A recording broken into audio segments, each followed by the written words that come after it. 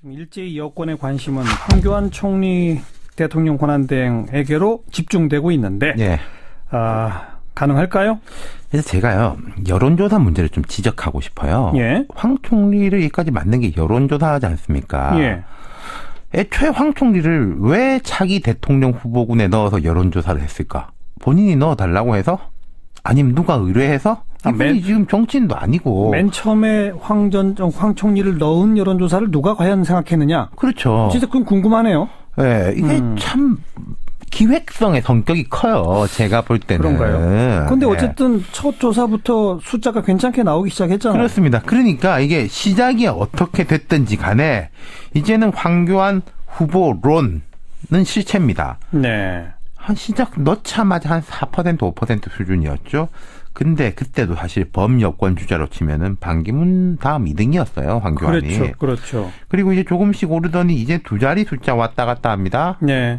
여권 주자 중에는 1등입니다. 네. 그러니까 이제는 뭐 실체가 돼버린 거죠. 워낙 새누리당 뭐 이쪽에 후보가 없으니까 예. 여론조사 기관에서도 그냥 한번 넣어본 거 아닐까 싶은데 처음부터 숫자가 잘 나오니까 계속 넣은 것 같고요. 이게 조금만 더 말씀드리자면요. 이 넣고 빼는 게 보통 문제가 아닙니다. 대통령 지금 후보는 한 10명 되는데 그중에서 보통 7명, 8명, 작게는 5명만 물어보거든요. 네. 그 한 자리에 들어가는 게 쉬운 일이 아닌데 그럼 누구 한 사람 빼고 생각도 없는 이 사람 넣었다는 거잖아요.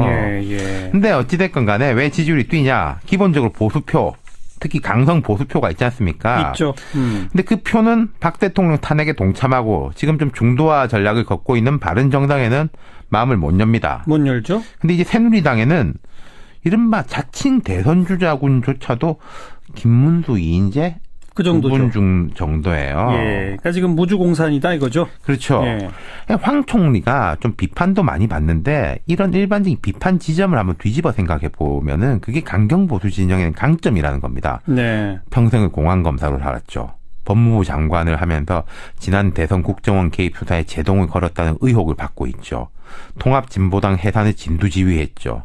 올해 총리를 지내면서 뭐 야당하고 각 세우고 국정교과서 추진하고 예. 이게 다 매력 덩어리라는 거죠. 강경 보수에게는 매력 예. 덩어리다. 네. 근데 바로 그게 또 강경 보수라고 하는데 묶인다라는 한계로 볼 수도 있잖아요. 맞습니다. 근데 이제 지금보다는 전 좀 더 오를 것 같아요. 예. 왜냐하면 이제 야권이나 언론들이 황 총리가 대선 나가는 게 말이 되냐 막 비판하지 않습니까? 예. 내가 싫어하는 사람이 비판하니까 더 이뻐 보이는 거죠. 예. 그러니까 딱 우리 편이다 싶은 거죠. 근데 이제 황 총리 측 이야기는 이렇습니다. 비공식으로 하는 이야기입니다. 이거는 왜 가타부타 대답이 없냐. 글쎄요. 안 한다 하면 될 거 아니냐. 그러니까요. 지난 연말엔 그런 이야기를 했거든요. 전혀 생각 없다고 예. 했었죠. 예. 그런데 이제 비공식적인 이야기는 대통령 권한 대행이면은 안 그래도 뭐 말도 안 듣고 그러는데 총리 지지율이 오르면서 국정 장악력이 강해지면은 공직사회의 이제 기강도 잡을 수 있는 거 아니냐. 네. 뭐 우리가 굳이 뭐 안 한다 이야기할 필요는 없다. 그러니까 진짜 나갈 생각이 있는 건 아니지만 그거에 대해서 모른다는 겁니다. 이런 이야기 하는 사람들도. 꿈보다 해몽인가요, 이거? 그렇죠. 뭐 저도 그렇게 생각합니다. 진짜 후보가 될 수 있을까요? 어떻게 보세요? 아니, 후보 되는 거야. 본인이 출마 선언하면 되는 거죠. 그리고 예. 새누리당에서 강력하게 러브콜을 보내고 있기도 한데, 근데 제가 생각할 때 진짜 출마 선언하면 지금은 좀 달라질 겁니다. 달라지겠죠, 당연히. 그 홍문정 의원은 오늘 우리 아침 김현정 뉴스쇼에 나와가지고 황 총리 출마 선언하면 지지율이 2배로 뛸 거다 이렇게까지 얘기했잖아요. 근데요, 자 출마 선언을 하면 이제 바로 검증돼 오르겠죠. 지금은 뭐 출마 선언도 안 했으니까 애매한 상황인데 세 가지 포인트가 있습니다. 첫 번째, 권한 대행이 뛰쳐나가면은 유일호 권한 대행의 권한 대행 체제를 만드는 게 과연 적절하냐. 두 번째, 유일호 경제부총리가 총리직도 해야 되고 경제부총리직도 해야 되고 대통령직도 해야 되죠. 대통령 및 총리 권한대행 그리고 경제부총리 그리고 재경부 장관. 그렇죠. 이야, 대단하네요.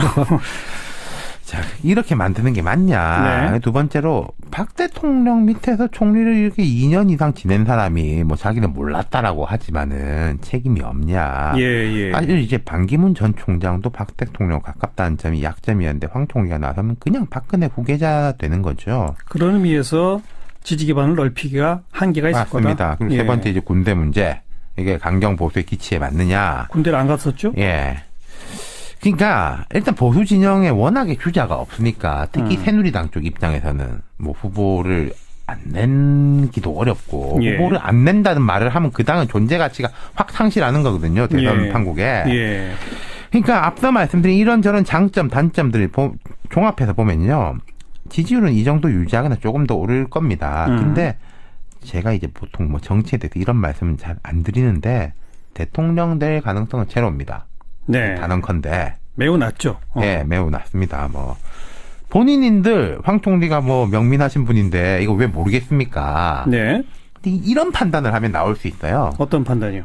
대선 이후에도 정치하겠다는 생각한다면. 네, 이분 네. 이제 나이도 이제 60인가 그렇거든요. 이제 환갑입니다. 네. 예. 법무부 장관에 총리까지 지냈고 사실은 관직에서는 할 건 다 했지 않습니까? 그리고 총리까지 지냈기 때문에 아마 변호사 개업하기도 쉽지 않을 거예요. 그죠? 그러니까 내가 이제 대통령이 아니더라도 조금 강경 보수 정당 이분이 이제 워낙에 본인 소신이 보수적인 분이에요. 박 네. 대통령 친하냐 마나를 떠나가지고 네. 그런 정당의 리더가 돼가지고 본인이 생각할 때는 좀 야권 좀 이제 뭐 사상이 의심스러운 분들이 집권을 할 가능성이 큰데 예. 나 거기에 이제 맞서는 야당의 리더가 되겠다. 네. 이런 결심을 한다면은 나갈 수 있다는 거죠. 그렇죠, 그렇죠. 꼭 되기 위해서가 아니라 그렇죠. 그렇게 앞으로의 정치를 위해서. 네, 그렇게 판단하면은 야당이나 민심하고 뭐 더 각세울 수도 있을 겁니다. 네. 그게 포인트가 되는 거고요. 예. 아마 특검 기한 연장도 안 해줄걸요? 오늘 같은 경우에 조홍천 의원 나중에 이야기 하시겠지만은 그 왜 특검에서 뭐 공문 보내달라. 그러니까 거절했지 않습니까? 네. 뭐 아직 공식 거절은 아닙니다만 거절하는 것으로 예. 좀 알려지고 있죠. 네. 그리고 어쨌든 야당 노릇이라도 제대로 하겠다라는 그 심사 속에는 다음번 대통령 선거도 있는 거 아닙니까? 근데요, 이제 이런 부분도 아셔야 될 거예요. 반기문 전 총장 같은 경우에도 총리보다 더한 유엔 사무총장이었는데 막상 이제 맨몸으로 서니까 예. 물론 황 총리는 검사 출신이기 때문에 조금 맷집 같은 건 다를 겁니다만은 이제 속수무책이었지 않습니까? 예. 그리고 지금은 이제 막 떠받드는 정치인들이 면종 복배하는 거 바로 우리가 며칠 전에 봤지 않습니까? 봤죠? 예. 그게 이제 재현되지 말하는 보장은 없는 거죠. 그건 이제 하기 나름인 거고 네. 일단 지금 무주공산에서 본인에 대한 스포트라이트가 딱 비추고 있는데 네.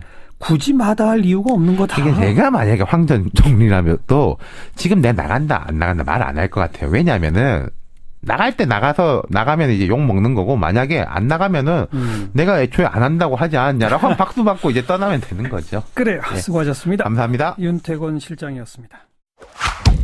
군사상 기밀 유지가 필요하다 이런 이유로 거부했고요. 한 5시간 대치 끝에 결국 일단 오늘은 물러난 그런 상태입니다. 자, 이에 대해서 청와대의 압수수색 거부 논리가 궁색하다. 황교안 총리가 압수수색 승인하면 될 일이다. 이런 문제 제기를 하신 분이 계시네요. 청와대를 이분만큼 잘 아는 분도 아마 없으실 텐데. 전 청와대 공직기강비서관 지내셨죠. 더불어민주당의 조응천 의원을 연결합니다. 조 의원 안녕하세요. 안녕하세요. 교수님 조응천입니다. 네. 청와대가 그 형사소송법 110조, 111조 뭐 이걸 근거로 거부했다는데 우선 이것부터 좀 설명해 주세요. 이게 뭡니까? 예. 110조는요. 군사상 비밀을 요하는 장소는 책임자 승낙 없이는 압수수색할 수 없다는 거고요. 네. 111조는 공무원이 갖고 있는 그 물건이 직무상의 비밀에 관한 것이다. 예. 이럴 땐 또 해당 관청의 승낙 없이는 압수하지 못한다. 예. 이런 규정인데 110조, 111조 둘 다 예. 단서가 있습니다. 뭐라고요? 국가의 중대한 이익을 해하는 경우를 제외하고는 승낙을 거부하지 못한다. 네. 예, 이렇게 돼 있습니다. 근데 어쨌든 청와대는 국가의 중대한 이익을 해야 할 것이기 때문에 군사상 기밀로 인해서 그래서 못한다. 이런 논리라는 거죠? 특검 쪽에서는 당연히 이게 국가의 중대한 이익을 해야 하는 경우는 아니다. 예. 그러니까 응하라라고 예. 5시간 동안 요구를 했을 것이고요. 예. 예. 거기에 대해서 이제 청와대 쪽은 뭐 국가의 중대한 이익을 해야 한다는 걸 전제로 거부를 한 것이겠죠. 그렇겠죠. 예. 조응천 의원은 그런 청와대 논리를 어떻게 평가하십니까? 우선 군사상 비밀을 요하는 장소라는 그 자체부터 조금 맞지 않다라고 생각을 합니다. 예. 예. 군사상 비밀을 요하는 곳이라면 군사상 비밀을 다루는 곳이다라고 해석을 할 수가 있는 곳인데요. 그렇죠. 비서실장 혹은 뭐 각 수석실은 군사상 비밀을 다루는 곳이 아니에요. 오히려 국가안보실장실 예. 혹은 또 경호실 예. 이런 곳은 또 청와대 벙커 예. 이런 곳은 군사 상 비밀을 다룬 곳이라고 협의로 해석을 할 수 있는데 넓게 해석을 하더라도 아까 우리 교수님께서 말씀하셨다시피 이게 과연 국가에 중대한 이익을 해야 하는 경우냐 라는 부분에 또 걸리게 됩니다. 예, 그렇기 때문에 압수수색으로 인해 가지고 국가의 중대한 이익이 손상되는 거를 이르기 때문에 손상된다라고 적극적으로 청와대 쪽에서 입증을 해야 될 것 같은데 그 점에 대해서는 잘 얘기를 안 한 것 같고 다만 그동안의 전례가 이렇다. 그리고 여기가 군사보호구역이다. 이런 이유로 그냥 거부를 한 걸로 보여지는데 예를 들면 국정원 같은 것도 국정원도 제가 알기로는 군사상 비밀을 요하는 곳이에요. 당연하죠. 근데 거기도 과거 뭐 댓글 사건이라든가 뭐 여러 번에 걸쳐가지고 압수수색이 이뤄졌었습니다. 네네. 뭐 어쨌든 좀 그간의 관행을 예를 들어서 청와대라는 곳의 특수성, 대통령이 계신다는 것에 대한 뭐 여기는 언터처블이다. 이런 권위의식이 좀 발동한 거 아닌가 그런 생각이 듭니다. 그리고 특검도 압수수색 영장에 우리가 압수수색 하려고 하는 곳은 여기다라고 아주 구체적으로 명기했다는 거 아니겠습니까? 그렇게 하지 않으면 영장이 나올 수가 없고요. 그렇죠. 그러니까 구체적으로 명기를 하면서 이거는 군사상 기밀을 다루는 비서실이 아니다. 뭐 이런 식의 언급도 있었지 않을까요? 그렇습니다. 언론에 의하면은 6군데라고 했는데 또 청와대 발표에 의하면 10군데라고 그래요. 정확히 어딘지는 잘 모르겠습니다만은 아마 실장실, 민정수석, 경제수석, 뭐 제1부속실, 경호실, 의무실 등등 해가지고 한 10군데쯤 되는 것 같은데. 그 중에서 제가 보기에 군사상 비밀 요하는 곳은 그래도 경호실 정도가 눈에 띄고요. 다른 곳은 군사상 비밀하고 별 상관이 없어 보이고 또한 압수하려고 하는 물건을 최대한 구체화시켜서 적시를 해야지만이 영장이 발부가 됩니다. 그러니까 특검 측은 아무튼 뭐 장소하고 물건까지를 적시해가지고 이거는 군사상 기밀이나 국가 중대한 이익 해치는 게 아니다라는 논리를 폈을 거 아니겠습니까? 그렇습니다. 그런데 그걸 청와대 측은 막무가내 거부했다 이렇게 해석하면 되겠군요. 네, 그렇습니다. 과거 전례를 들어서 한 번도 그렇게 한 적이 없다. 자, 그래서 지금 현재 대통령은 직무가 정지되어 있기 때문에 대통령의 권한을 대행하는 사람이 황교안 총리예요. 그래서 특검 측에서도 황교안 총리한테 청와대 압수수색을 허락하도록 요청하는 공문을 보내겠다라고 했는데 지금 언론에 나오는 바로 따르면 황교안 총리는 뭐 어떤 법적인 답은 아닙니다만 별로 협조할 뜻이 없던 것으로 보여지거든요. 이거 어떻게 생각하세요? 아까 아침에 제가 이런 내용을 제 페이스북에다 올렸었는데 제 페이스북 친구분께서 지금 황교안 총리가 본회의장에 나와 있는데 총리한테 이거 좀 승낙 좀 해라 라고 좀 얘기를 하면 어떻겠냐 라고 아이디어를 주셨어요. 그래서 제가 저희 더불어민주당 법사위원들한테 아니 패친이 이런 말씀을 하시는데 내가 봐도 일리가 있다. 그래서 다 동의를 해가지고 한 5명 정도가 국무위원들 그 자리 뒤쪽에 서 있었습니다. 그래서 황교안 총리가 그 본회의 마치고 이제 퇴장하실 때 저희가 정중하게 인사를 드리고 지금 특검에서 압수수색을 하고 있는 모양인데 하려고 하는데 청와대에서 거부를 하는 것 같다. 권한대행이시니까 좀 승낙을 하라고 지시를 좀 해주라. 라고 말씀을 드렸어요. 그랬더니요? 네, 잘 들었습니다. 그러니까 당신들의 뜻은 알겠다. 한 발자국도 더 나가지 않았습니다. 그러니까 해주실 마음이 처음부터 없던 걸로 저는 뭐 느꼈습니다. 그 자리에서. 지금 뭐 심지어는 새누리당까지 논평을 내기를 청와대 이렇게 나오는 건 좀 문제 있다 이런 논평을 내는데 그런데 황교안 총리 권한대행은 생각이 영 다른 모양이죠. 아마 전례를 깨는 게 좀 부담스러웠을 수도 있고요. 또 뭐 좀 정무적으로 얘기를 하면은 황교안 총리가 뭐 자기가 대선 출마를 할 거라고 명시적으로 말씀은 하지 않았지만 어쨌든 꾸준히 대선 주자로 지금 여론조사 대상으로 올라가고 있고 또 상당한 그 숫자가 지지로 나오고 있는데 그분들, 그 지지하시는 분들은 되게 오늘 압수수색을 좀 반대하시는 분들 아닐까요? 네, 네. 예, 모르겠습니다. 제가 너무 나가는 건지 어쩌는 건지. 자, 그건 그렇고 아무튼 지금 특검보도 그 브리핑에서 청와대가 압수수색을 거부하면 방법이 없다 이런 말을 했습니다. 네. 그리고 이제 이 황교안 총리 권한대행한테 정식 공문을 보냈지만 만약 그건 뭐 동의할 수 없다 이렇게 오면 진짜 방법이 없는 겁니까? 다른 경우에 있어서는 예를 들어 옛날에 SK 본사를 압수수색할 때. 예. 그 1층 방원이 막아서고 그러면은 경고를 하고 경고에도 불구하고 계속 막아서 그러면 공무집행 방해로 입건을 하고 그랬어요. 예. 극단적으로 얘기하면은 법원이 발부한 정당한 영장의 집행을 방해하는 거는 공무집행 방해에 일단 형식적으로는 해당되는 걸로 보여집니다. 예. 그렇지만은 과연 그렇게 하는 게 바람직한 모양이냐. 네. 지금 압수수색 영장의 유효기간이 2월 28일까지인 걸로 알고 있습니다. 네, 넉넉하게 받아놨다고 하더라고요. 예. 앞으로 특검은 수차에 걸쳐서 또 압수수색 영장 집행을 시도할 걸로 보여지고요. 네. 거의 끝까지 가서 이건 도저히 안 되겠다 할 때는 공무집행 방해죄로 입건할지 여부도 좀 검토하지 않을까. 예. 그렇게 생각합니다. 혹시 청와대가 이 불승인 사유서를 특검에 낸 거 이걸 하나의 행정 조치로 보고 이거 취소해달라는 그 가처분 소송이나 이런 거 낼 수 없습니까? 특검에서도 그 부분에 대해서 법적 검토를 해본 걸로 알고 있습니다. 네. 근데 현재까지 검토 결과로는 요거를 독립된 행정처분으로 보기가 조금 모자란 것 같다는 생각인 것 같습니다. 아, 그래요? 그러면 가처분 신청 자체가 그 성립이 안 되는 겁니까?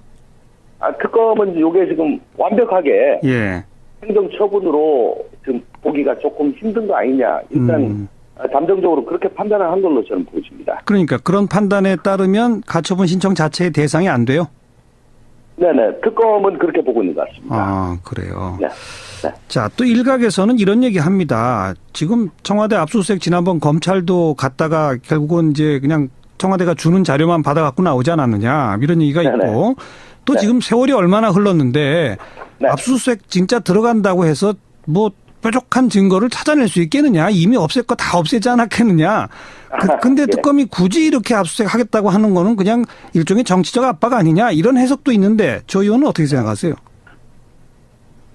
종이문서 같은 건 다 치울 수가 있겠죠. 예, 종이문서는 다 치울 수가 있겠지만 전산자료 같은 거는 예를 들어 청와대 메인 서버 그걸 전체를 다 디가우징하지 않는 이상은 그 안에 작성했던 문서 또 작성 중이었던 문서 이런 것들이 다 남아 있겠죠. 그리고 내부 이메일도 그 안에 다 있을 거고. 직원들끼리 그냥 편하게 보내는 그 쪽지 있지 않습니까 요즘? 그다음에 그 청와대 출입한 기록들 그런 것들도 거기에 다 있을 수가 있죠. 그러니까 그런 파일을 지웠다 하더라도 그건 복구가 가능하다 이건 말씀이군요. 그거는 포렌식으로 갖다 버리지 않는 이상 복구가 가능하고요. 네네. 그리고 또 민정수석실이라든가 비서실장실에 PC가 있지 않겠습니까? 그렇죠. 그 PC도 카피해가지고 갖고 와서 포렌식을 하면은 상당한 성과가 있을 걸로 보여집니다. 그래서 정말 강제 집행을 하더라도 이 압수수색이 정말 필요한 거군요. 필요하죠. 요즘 수사는요. 잘 보셔서 아시겠지만은 명백한 증거를 들이대도 최순실 씨 같으면은 부인을 하고 그러지 않습니까? 그렇죠. 증거 없이는 수사가 안 되는데. 증거라는 게 문서가 있을 수 있고요. 그다음 중요한 게 휴대폰입니다. 그렇죠. 휴대폰은 작은 컴퓨터나 마찬가지지요. 거기에서 메신저라든가 카톡이라든가 텔레그램이라든가 이런 게 아주 중요하고요. 그리고는 또 PC 혹은 어떤 기관의 메인 서버. 알겠습니다. 이게 증거의 보고입니다. 그러니까 또 그렇게 청와대는 계속 안 된다고 하는 거겠죠. 그렇겠죠. 그리고 오늘 청와대 압수수색 들어가면서 동시에 공정거래위원회, 금융위원회도 압수수색했는데 이건 어떤 의미인지 좀 설명해 주시겠어요? 저 특검에서 발표한 걸 제가 잠깐 봤는데, 네. 뭐 삼성 이재용 부회장의 뇌물 공여, 네. 그리고 최순실 씨의 그 미얀마 ODA 공급개발 원조, 요 자금 유용 수사, 뭐 요런 것 가지고 필요하다고, 양대 기관을 이번에 압수수색했고, 또 최근에 불거진 그 KB 하나은행의 그 이상화 본부장, 임원 승진 과정, 그렇죠. 여기에 과연 금융위가 어느 정도 개입을 했느냐, 뭐 이런 것도 좀 봐야 된다. 뭐 그런 거 같습니다. 청와대 압수수색하고 바로 직결되는 건 아닐 수 있겠군요. 조금 그 다른 혐의들을 입증하는 가는 좀 그런 성격의 압수수색이라고 말할 수도 있겠군요. 요거는 저 삼성 이재용 부회장의 영장 재청구 여부가 아직 결정이 되지 않았습니다. 그렇죠. 그리고 또 대통령의 뇌물과도 또 관련이 있는 거고요. 네네. 그리고 또 저 최순실 씨가 뭐 지금 하루가 다르게 인사라든가 또 정부 공적 자금 또 정부 사업 등에 개입해서 그 예산을 그 먹잇감으로 하려고 하는 뭐 그런 것들이 계속 나오고 있지 않습니까? 네네. 알겠습니다. 그걸 지금 좀 밝히려고 하는 것 같습니다. 압수수색은 이렇게 계속 거부하지만 일단 대통령은 이 대면 조사에는 응하겠다는 입장을 아직까지는 밝히고 있는데 조응천 의원 보시기에 정말 대면 조사 가능할까요? 이것도 안 될까요? 대통령께서는 지금 특검 수사가 뭐 공정하지 않다고 생각을 하시겠죠. 네. 당연히 그거는 특검 조사 응하기 싫은 이유인데 그럼에도 불구하고 지금 대통령의 당면한 목표는 헌법재판소 탄핵 결정 이전에 특검의 수사가 종료됨으로써 특검에 의해서 어떻게 신병이 결정되는 것. 이걸 모면하는 거라고 저는 생각합니다. 그래서 현재로서는 특검 수사에 불만이 있지만 소환 조사에 응하는 모양새를 보여줌으로써 특검 수사 기간에 연장의 빌미를 주지 않아야 할 걸로 저는 생각을 합니다. 그렇기 때문에 아마 대면 조사는 응하지 않을까 그렇게 추측합니다. 근데 그 목적은 수사 기간이 연장돼서 탄핵당한, 그러니까 인용된 후에 바로 구속되는 걸 피하려고 이거로군요. 네, 그렇습니다. 여기까지 말씀드릴게요. 고맙습니다. 네, 더불어민주당 조응천 의원이었습니다. 자, 어서 오십시오. 안녕하세요. 트럼프 대통령이 삼성한테 고맙다고 트윗을 날렸다고요? 그렇습니다. 트위터에 현지 시간 3일 새벽에 고마워요 삼성, 당신과 함께하고 싶다 이렇게 썼는데요. 이 삼성의 트위터 계정까지 링크를 해서 이런 메시지를 남겼습니다. 그러면 삼성의 트위터 담당자는 이 메시지를 보게 되거든요. 대단히 당황을 했겠죠. 이 메시지에는 미국 온라인 매체 악시오스의 삼성전자가 미국에 공장을 지을 수도 있다는 내용의 기사가 같이 링크가 되어 있는데요. 이 악시오스라는 매체 이름도 생소하지 않습니까? 그렇죠. 이게 뭐 기성 언론을 잘 믿지 않는 트럼프 대통령의 성향이 좀 드러난 부분인 것 같습니다. 로이터 통신도 전날에 삼성의 미국 가전공장 건설 가능성 이걸 다뤘었는데 이 트위터 메시지까지 같이 보도하면서 상당히 화제가 되고 있습니다. 삼성은 공식적으로 입장을 밝혔는데 미국은 매우 중요한 시장으로 지금까지 텍사스 오스틴 반도체 공장에 약 170억 달러를 투자해왔다. 앞으로도 소비자를 위해 미국 내 새로운 투자 필요성 여부를 계속 검토하겠다. 뭐 이 정도로 지금 얘기를 하고 있네요. 그러니까 실제로 미국의 공장을 새로 지을 생각이 있는 거예요? 그렇습니다. 그런 방안을 검토를 하고 있는 건 사실이라고 하는데 다만 이제 여러 계산이 필요하긴 하겠죠. 그래서 내부 검토 단계에 있다는 것입니다. 인건비 비중이 이제 높은 게 또 가전 공장의 특성인데 미국은 인력이 상당히 비싼 이제 국가이죠. 그러니 수지 타산이 안 맞지 않느냐라는 점인데 그럼에도 불구하고 공장을 미국에 지을 필요 이것이 얘기가 나오는 것은 삼성이 지금 미국에 수출하는 가전 제품을 멕시코 공장에서 만들고 있다는 게 문제인 거거든요. 아시다시피 뭐 트럼프 대통령은 멕시코를 상당히 싫어하는 상황이고요. 북미 자유무역 협정 즉 나프타의 이제 개정 필요성 5월달에 뭐 재협상한다 이 얘기 나오고 있는데 여기서 멕시코에서 유입되는 공산품에 일종의 보복 관세를 물리게 될 경우에는 삼성까지도 타격을 받을 수밖에 없다. 이런 얘기 나오는 겁니다. 그렇죠. 그런 상황에 트럼프 대통령이 직접 트위터 메시지까지 쓰니까 뭐 삼성은 좌불안석이다 이런 얘기 나오고 있는데요. LG전자도 같은 고민을 하고 있다라는 점에서 다른 기업에 또 이런 문제가 좀 확산이 될 것 같습니다. 조성진 LG전자 부회장은 지난달 초에 올해 상반기 중 미국 내 생산 공장 건설 여부를 결정하겠다 이렇게 언급한 적이 있다고 하네요. 네, 트럼프 대통령 참 이래저래 골칫거리입니다. 그렇습니다. 가습기 살균제 문제 여전히 뭐 우리한테 잊혀지지 않고 있는데 이번에는 아기들 기저귀에 문제가 있다고요? PNG 기저귀? 그렇습니다. PNG 팸퍼스 기저귀 관련 상품들이라는데 일단 이 다이옥신이 검출됐다는 보도가 프랑스 언론을 통해서 이제 처음에 나왔었거든요.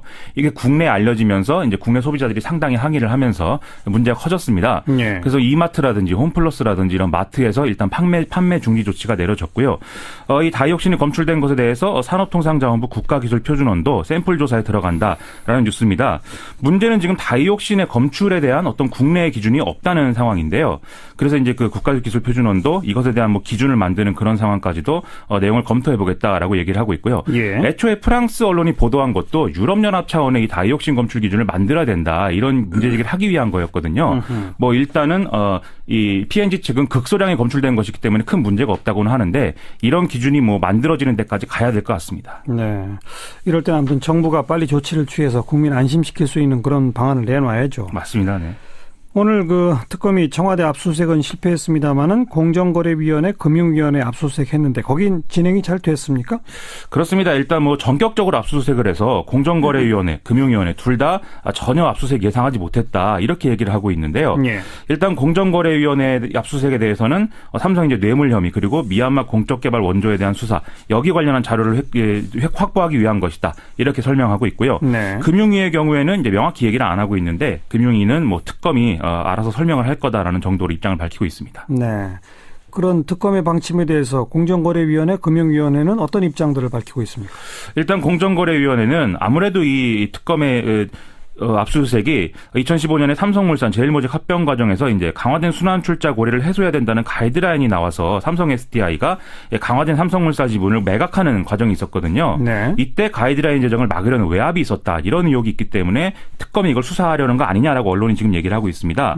그런데 여기에 대해서 공정거래위원회는 그 가이드라인대로 된 게 아니고 또 이 가이드라인에 따라서 삼성 순환 출자 문제는 해소가 됐는데 왜 압수수색하는지 모르겠다. 이런 이제 얘기를 하고 있고요. 네. 일각에서는 공정위가 입법을 지금 추진 중인 중간금융지주회사법이 결국 이재용 부회장의 경영권 승계를 유리하게 하기 때문에 이게 특혜다. 이 점을 조사하려고 한다. 이런 보도도 나오고 있는데 예. 이것도 이 법 논의 자체가 과거부터 진행되어 오던 것인데 공정거래에 압수수색할 문제는 아니다라고 지금 공정거래위는 얘기를 하고 있습니다. 네. 금융위원회의 경우에는 언론을 통해서 나오는 얘기는 삼성 바이오로직스의 유가증권 시장 상장 과정에서 특혜가 있었다. 이 문제를 보려는 거 아니냐. 이런 보도도 나오고요. 또 최순실 씨의 미얀마 공적개발 원조 관련해서 금융정보분석원이 이 어떤 고액 거래에 대해서는 다 자료를 갖고 있지 않겠습니까? 예. 또 외환거래 자료도 이제 금융이 소관이고요. 따라서 이것 관련 이제 자료를 확보하려고 하는 거다라는 보도 나오고 있습니다. 네. 정찬우 전 금융위 부위원장이 이 미얀마 대사하고 최순실 씨를 연결한 걸로 알려진 이상화 KB 하나은행 본부장의 승진에 영향력을 행사했다. 이 의혹도 있거든요. 어허. 이것도 마찬가지로 금융위 압수수색에 이제 작용을 했을 거다. 이런 예측들도 나옵니다. 네. 아까 일부 시간에 더불어민주당 조응천 의원은 이게 이제 이재용 부회장 영장 재청구와도 관련이 있다라고 했는데 그쪽으로 갈 수 있을까요? 최근에 이제 안종범 전 이 수석의 수첩 40여 건이 추가로 발견된 정황을 같이 봐야 될 필요가 있을 것 같은데요. 네. 여기에 박근혜 대통령과 삼성과의 관계를 보여주는 정황이 여러 나온다는 것입니다. 예를 들면 VIP 국감에 삼성 출석 않도록 정무위 기재위 교문이 조치할 것. 그러니까 대통령이 이런 지시를 내렸다는 취지인 거죠. 그렇죠. 실제 국감에 새누리당 반대로 삼성 임원들이 안 나오는 그런 상황이 있었고요. 여기서 교문위가 언급된 거는 역시 정유라 씨 지원 문제를 숨기려고 한 거 아니냐 이런 얘기도 나오고요. 예. 또 외국계 투기 자본의 M&A 공격에 대응할 경영권 방어수단이 취약하다. 삼성이 이렇게 요구했다라는 취지의 메모도 나오는데 네. 이 시기에 또 박근혜 대통령이 이 합병에 대해서 이제 자본 유출을 막아야 된다. 이런 지시를 이제 한 것으로도 알려져 있기 때문에 네. 뭔가 연관관계 있는 게 계속 나온다는 거죠. 일단 이규철 특검보는 삼성 이재용 부회장 영장 재청구는 현재까지 결정된 바 없다. 이렇게는 밝히고 있는데 앞서 이제 압수수색 문제하고 이 수첩 문제 두 개를 엮어서 보면은 역시 가능성이 있지 않겠느냐 이런 얘기 이제 나올 수밖에 없다는 것입니다. 특검이 기소 시한은 15일로 예고하고 있기 때문에 영장 재청구가 결정된다면 다음 주일 거다. 이렇게도 얘기가 나오고 있습니다. 한번 지켜보죠. 한미 국방장관 회담 했는데 한미 양국이 키 리졸브 그다음 독수리 연습 더 강화해서 실시한다고요? 이게 이제 강화한다는 게 뭐냐 궁금하실 수 있는데요. 일단 한미 양국의 연례 군사 훈련인 이 키리졸브와 독수리 연습은 이제 2년 주기로 해서 투입 병력을 조정하게 되어 있습니다. 지난해 북한의 핵실험이 장거리 로켓 발사 이 문제 때문에 병력 규모를 늘렸고 이제 핵항모도 와서 상당히 화제가 됐었죠. 예. 그래서 올해도 비슷한 규모로 실시하기로 일단 합의를 했다라는 내용인 겁니다. 다만 훈련에 미국의 전략 자산 중에 뭐가 올 거냐 그리고 병력이 얼마나 추가될 거냐 이건 이제 추후 협의하기로 했다고 하고요. 네. 이 핵잠수함, 전략폭격기, 핵추진 항모 여기가 오면은 뭐 북한이 더 긴장할 수밖에 없겠죠. 실제로 어제 이제 조평통 대변인 담화를 통해서 북한이 뭐 또다시 미국의 핵 전략 자산을 끌어들여서 군사 연습을 강행하는 길에 들어서고 있다 이러면서 비난을 하기도 했는데요. 아무래도 남북 간의 갈등은 좀 고조되는 상황으로 이어질 것 같습니다. 중국도 상당한 부담을 느낄 거 아니겠습니까? 항공모함까지 오르면? 그렇습니다. 거기다가 오늘 또 주목되는 어떤 이 발언들이요. 양국 국방장관 회담에서 주한미군 사드 체계를 올해 중에 계획대로 배치하기로 합의가 됐거든요. 네. 근데 물론 중국을 의식하여서 이제 오로지 북한의 미사일 위협에 대해서만 대응하는 방어 체계다. 이런 단서도 달려 있긴 합니다. 또 트럼프 행정부의 변화범 대북 공조를 다시 한번 확인한 이런 이제 기회도 된다 이런 얘기도 했고요. 예. 그러나 중국의 환95는 어떤 그 북한의 핵 개발에 놀란 한국이 매티스 장관의 방안으로 흥분하고 있다. 한국은 이미 미국에 경도돼서 미국의 모든 것을 위탁하라는 것처럼 보인다라면서 비판을 하는 모습도 보였습니다. 러시아도 좀 문제인 것 같은데요. 네. 알렉산드르 티모닌 주한 러시아 대사가 한국 언론하고 오늘 간담회를 했는데 사드 배치가 이뤄지면 러시아는 안전 보장을 위해 일정한 조치를 취할 수밖에 없다라고 했거든요.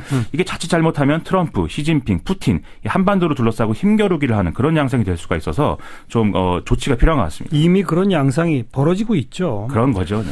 자, 정치권 소식인데요. 문재인 더불어민주당 전 대표 안희정 지사의 대연정 구상 어제 재방송에서도 상세하게 소개를 했는데 이걸 비판하고 나섰네요. 그렇습니다. 오늘 서울 세운상가에 위치한 청년 일자리 센터 팹랩을 방문한 후에 기자들을 만났는데요. 새누리당과 바른정당의 대연정을 얘기하는 것은 섣부르다, 시기상조다 라면서 이제 개별적으로 함께할 수 있는 국회의원들이 몇몇 있을 수는 있는데 당과 당 차원의 연정 어렵다 이렇게 재차 강조를 했습니다. 예. 두 정당이 이제 보수 정권에서 일어난 문제들에 큰 책임이 있고 특히 최근에 국정농단, 헌정유린 사태에 대해서는 반성하고 성찰하는 그런 시간이 필요한 거 아니냐라는 얘기인데요. 네. 대권주자들 간에 이견이 있는 건 당연한 건데 최근에 안희정 지사 지지율이 좀 오르는 추세다 보니까 경선 앞두고 서로 견제고 날리는 그런 상황 되는 거 아니냐 이런 해석도 나오고 있습니다. 일부 언론은 두 사람 정면 충돌은 아무래도 시간 문제 아니겠느냐라고까지 쓰고 있는 상황입니다. 그리고 김종인 전 대표가 안희정 지사를 도울 거다. 이런 기사도 나오네요. 그렇습니다. 지난번에 중앙일보가 김종인 전 비대위 대표가 안희정 지사에게 동반 탈당을 권유했다. 이렇게 썼거든요. 본인들은 부인했습니다만은 모종의 분위기가 있는 건 좀 사실인 것 같습니다. 이와 관련해서 우상호 원내대표 등이 일부러 안희정 지사를 띄워서 김종인 전 비대위 대표의 탈당을 막으려고 하는 거 아니냐. 이런 해석도 나오는데요. 네. 실제로 우상호 원내대표가 오늘 하루만 안희정 지사 지지하겠다. 이렇게 얘기하기도 했고 안희정 지사가 문재인 전 대표의 이 어떤 그 지지를 뒤집을 수 있다. 이런 얘기도 했습니다. 경선 흥행도 되고 김종인도 잡고 일거양득이다. 이런 논리도 뒤에서는 나온다는데요. 예. 김종인 전 비대위 대표는 지금 본인의 지론인 비패권지대 구성이 반기문 전 총장의 불출마로 좀 잘 안 되는 상황이기 때문에 안희정 지사를 돕는 방향으로 좀 방향을 바꿀 수 있지 않겠느냐에 대해서도 고민하고 있다. 이런 보도 같이 나오고 있습니다. 네, 여기까지 할까요? 수고하셨습니다. 고맙습니다. 미디어스 김민아 기자였습니다. 그리고 시청 앞에서는 탄핵 반대 집회가 열립니다. 양쪽 집회 주최하시는 분들 차례로 연결해서 좀 입장을 듣겠습니다.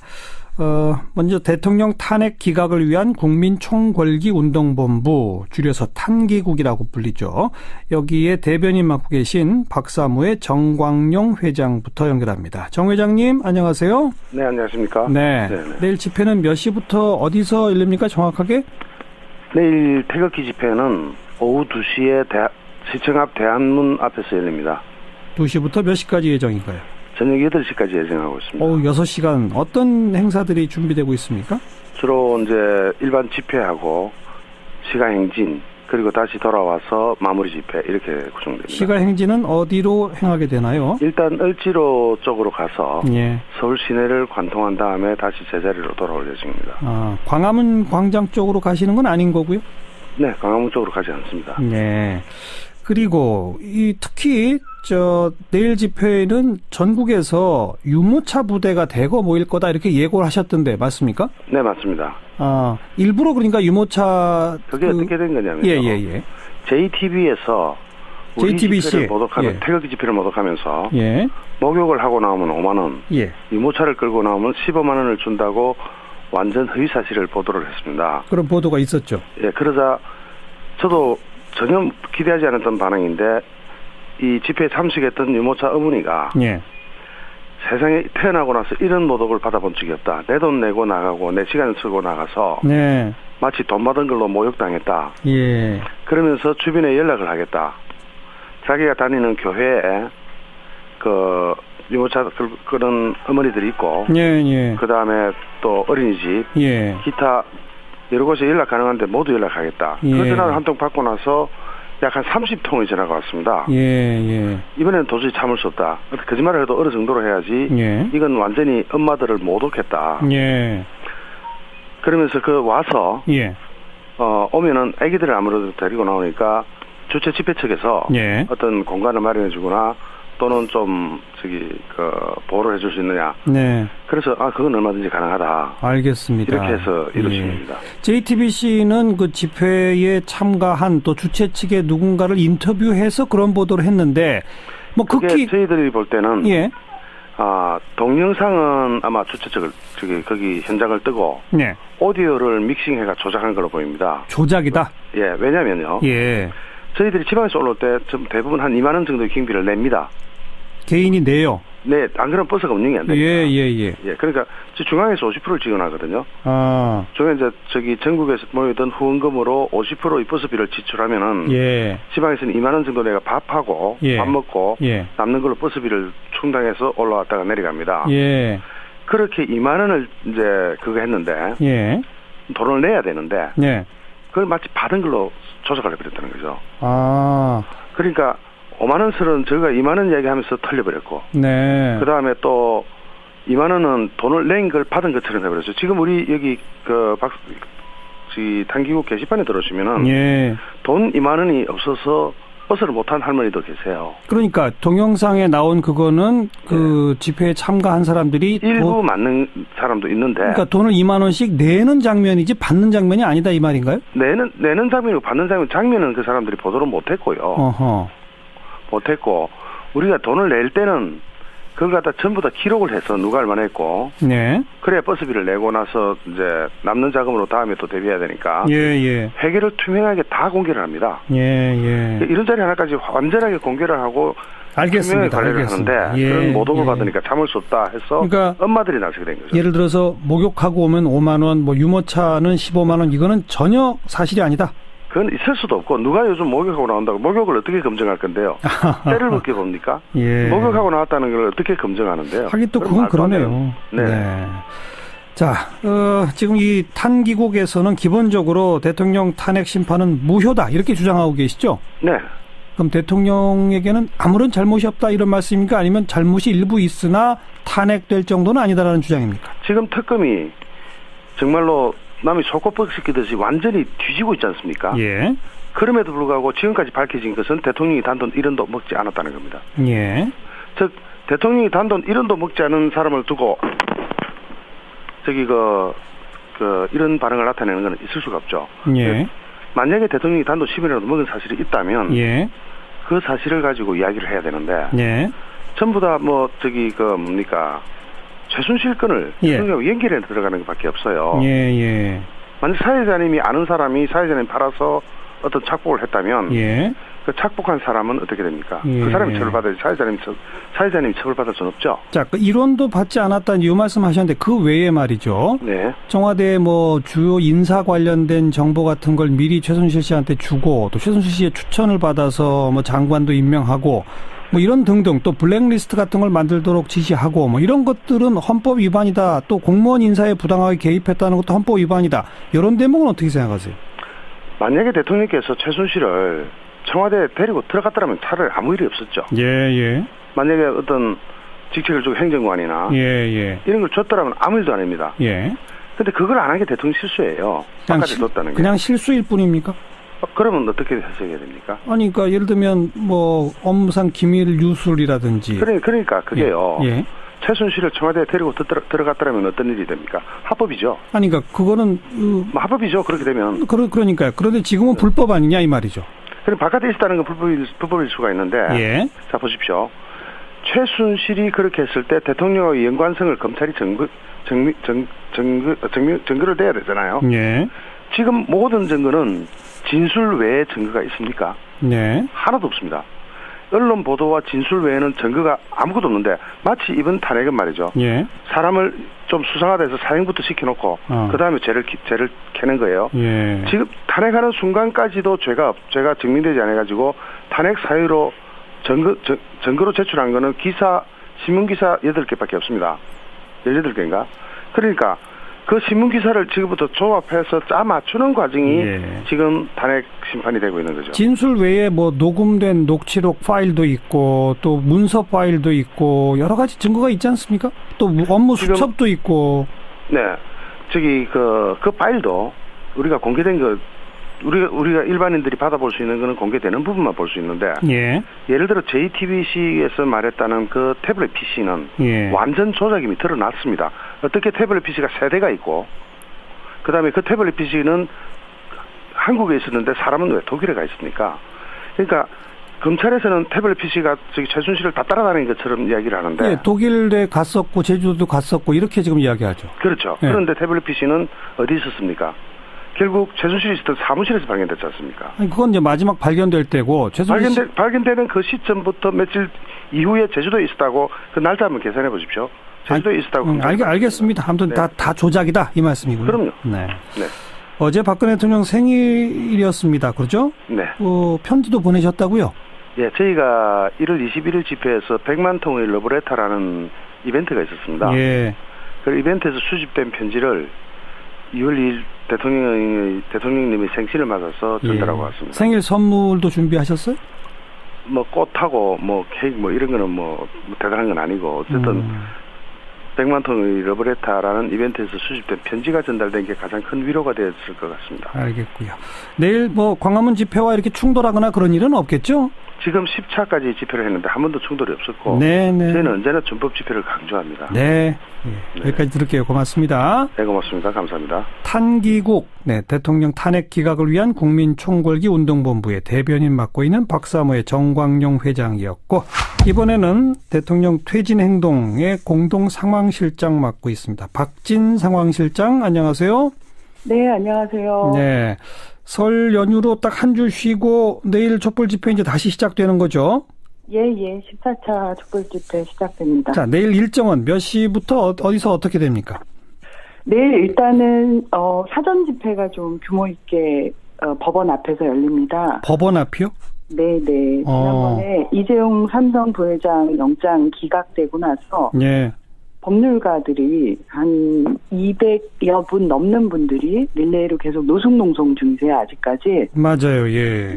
네. 노숙농성 첫날 저희가 권영국 변호사 연결했었습니다만, 예. 네. 그때부터 지금까지 하고 계시고요. 그래서 내일은 좀 집중적으로 법원 앞에서 2시에 집회를 하고 삼성 본관까지 행진하는 행사를 하고요. 예. 광화문에서는 뭐 늘 하듯이 뭐 이렇게 부대 행사들이 사전에 좀 있고 그리고 한 5시에 본 행사가 시작되는데요. 네. 뭐 이제 사전 행사로 본 행사 5시에 하고 6시에 본대회가 시작되죠. 예.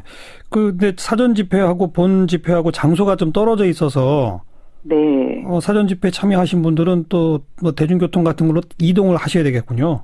네, 아무래도 전철 타시고 오셔야 될 것 같은데요. 그런데 아무래도 사전 집회를 저희가 그렇게 잡은 것은 지난 탄핵 그 국회 결정 있는 때 국회 앞에 사전 집회를 잡고 처음으로 이제 법원 앞에 잡은 거거든요. 아, 그래요? 네, 그만큼 의미가 있다. 네, 이 사안이 일종의 특권을 반대하는 사람들의 민주주의 광장이잖아요. 지금 현재가. 그러면은 특권의 몸통의 문제, 이재용 부회장 기각된 문제는 뭐 좀 모두 다 좀 같이 집중해서 행사를 하자 이런 취지입니다. 네. 그리고 이제 본 집회의 주제는 2월엔 탄핵하라 이렇게 정하셨다고요? 예. 아무래도 지금 현재 헌재의 그 탄핵 인용이 저희 모두 다 이정미 재판관이 이제 퇴임하기 이전인 3월 초로 예상들을 하고 계시잖아요. 예.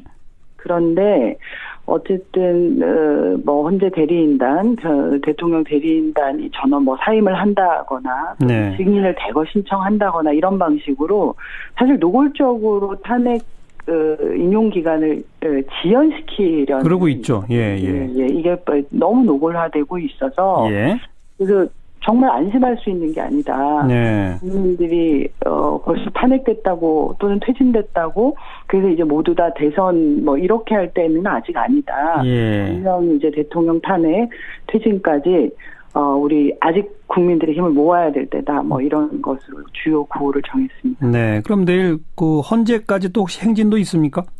네. 청와대 방면 행진, 헌재 방면 행진, 그리고 총리 공간 행진 이렇게 세 방향으로 있습니다. 총리 공간도 행진 코스에 들어갔어요? 네네. 늘 좀 하고 있고요.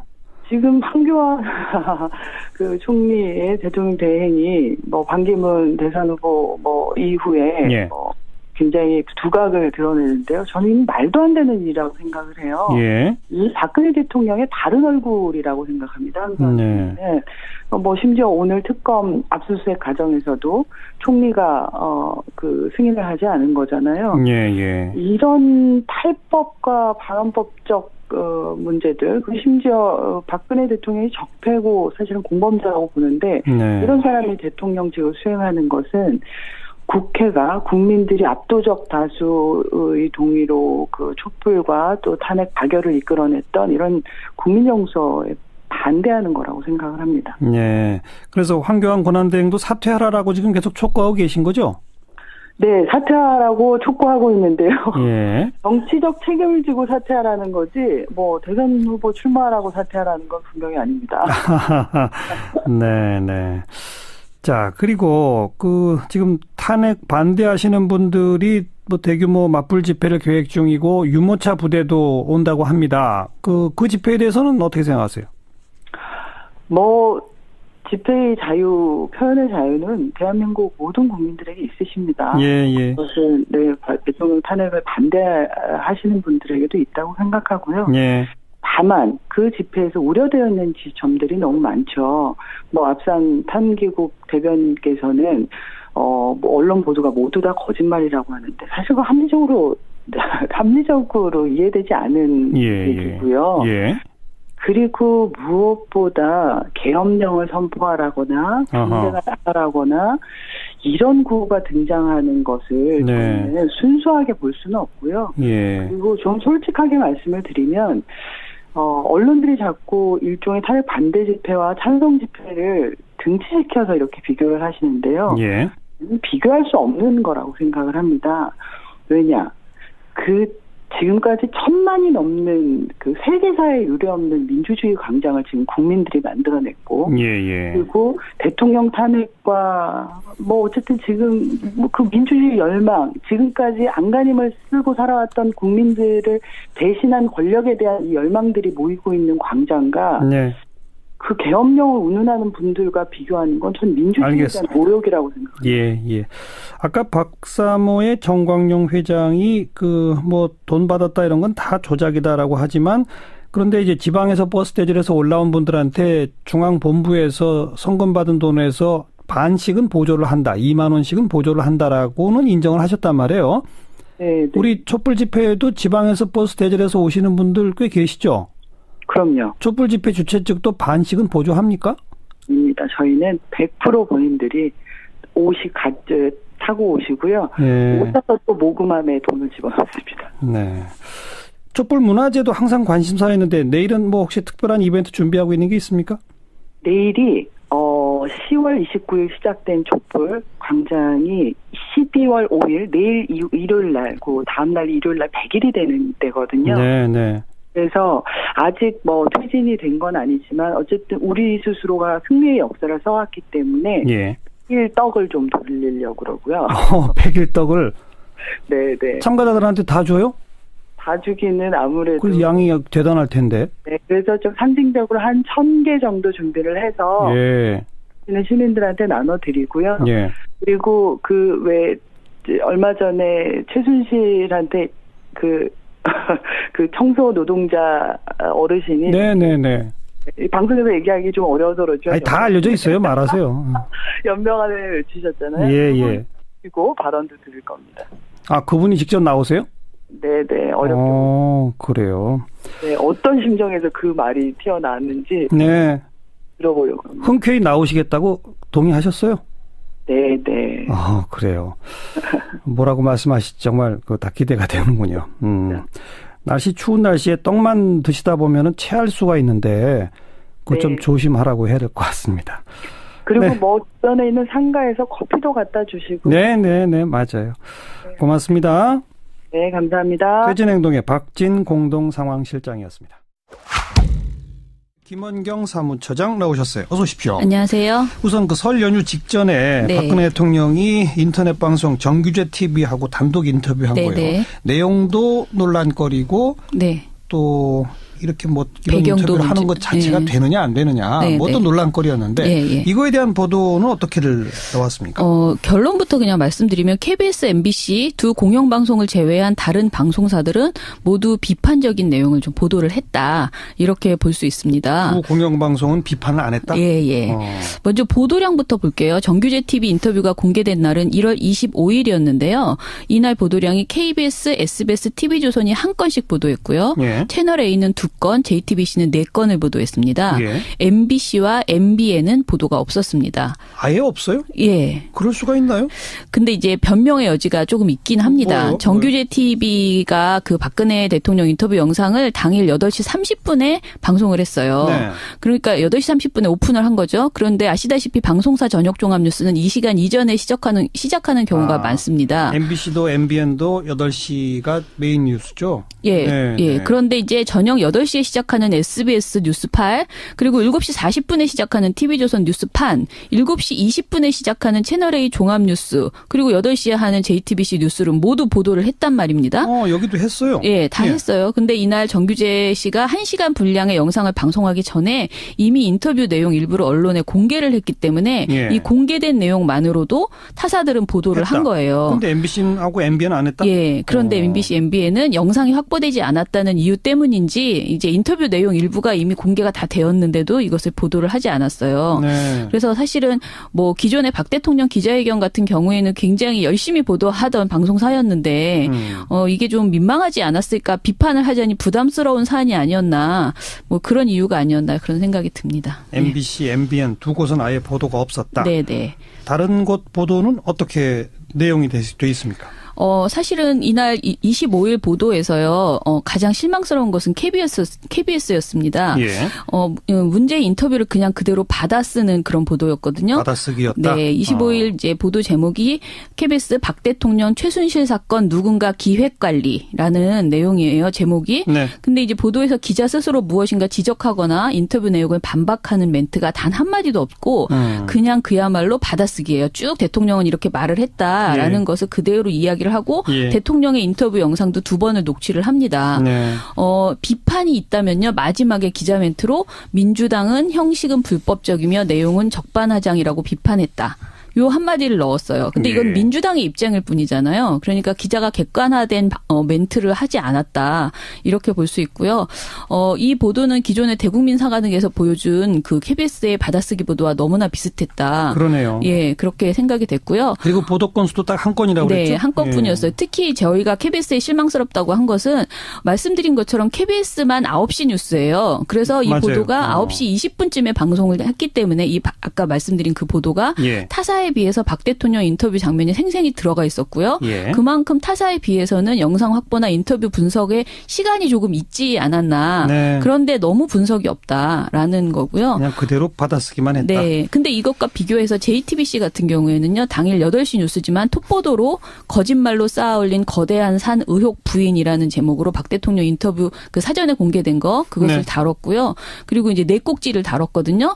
근데 이날 그 영상이 공개된 직후에 바로 바로 박 대통령 혐의 부인 인터뷰라는 보도를 내면서 조목조목 이제 문제점을 지적을 했습니다. 어떤 문제점을 지적했죠? 뭐 예를 들면 향정신성 약품이나 굿 이런 얘기는 전혀 사실이 아니다. 대통령을 끌어내리고 탄핵시키기 위해서 그토록 어마어마한 거짓말을 만들어내야 했다면 탄핵 근거가 얼마나 취약한 건가 생각했다라고 박 대통령이 말했거든요. 그랬죠. 이것에 대해서 이제 JTBC에서는 대통령의 탄핵 소추안에 명시된 탄핵 사유엔 향정신성 의약품 사용이나 굿 의혹 이런 건 없습니다. 네, 그렇기 네. 때문에 앞뒤가 맞지 않는 반박이다라고 이렇게 지적을 했습니다. 예. 이건 위에도 여러 가지 지적을 해서 JTBC 같은 경우에는 사전에 그래도 꼼꼼하게 준비를 하고 짧은 시간이지만은 대통령의 발언에 대한 반론을 당일날 네. 최대한 그래도 했다 이렇게 볼 수가 있습니다. 그건 25일 당일 얘기고요. 네네. 26일 보도는 어땠습니까 그러면? 26일은 더 좀 황당했는데요. KBS가 아예 보도를 내지 않았습니다. 아, 이번엔 KBS가 안 했어요? 예, 그러니까 전날 한 꼭지 그걸 예. 하고 이제 끝내버린 거죠. 예. MBC는 전날 안 했다 보니까 또 한 건을 보도했습니다. 아하. 그래서 제가 아까 처음에 KBS, MBC가 굉장히 실망스럽다고 한 그러네요. 거고요. 네. 예, 한마디로 그 보도 내용은 MBC 보도 내용은 KBS와 거의 비슷하게 그냥 받아쓰기 보도했어요. 예. 이게 보도량을 전부 보면은요. 타사는 26일에 SBS 7건, JTBC 12건, TV조선 채널A 6건, MBN이 2건입니다.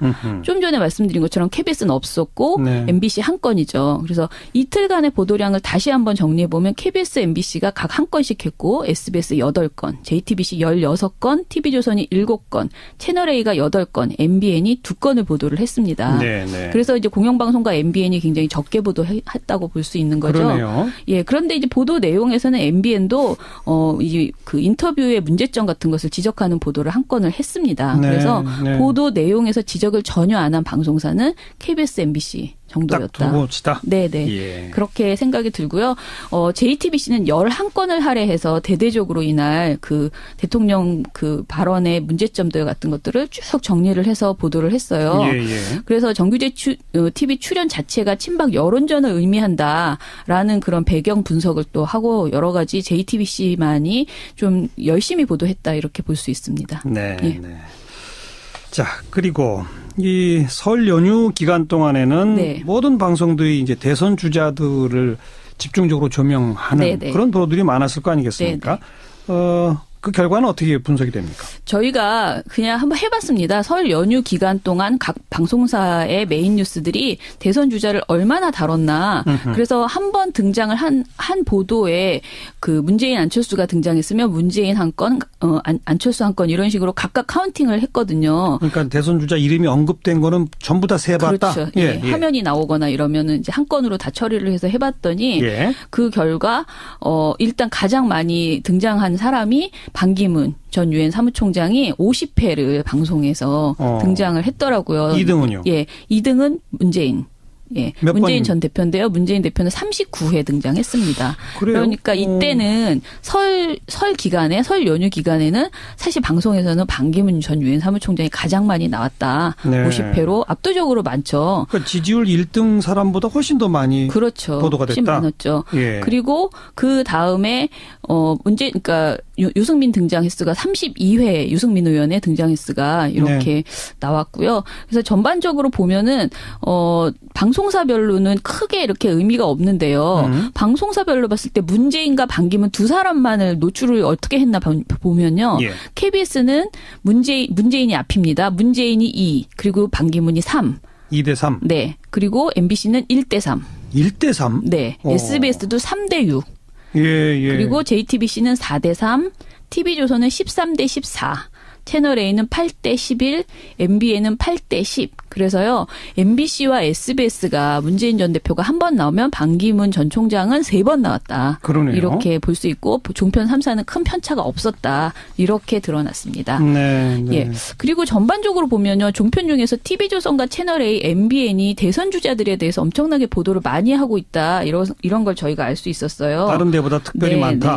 총 보도량을 보면 KBS, MBC, SBS, JTBC JTBC는 10건 이내거든요. 예. 근데 TV조선 같은 경우에는 37건이나 이렇게 대선 주자들이 등장하는 보도들이 있었습니다. 예. 채널A 28, MBN 31 그래서 채널A, MBN, TV조선이 대선 주자한테 참 관심이 많다 이렇게 보여져요. 이 연휴 기간 동안 뉴스는 거의 그냥 대선 주자로 도배를 했군요. 그렇죠. 이 3사는. 예. 네.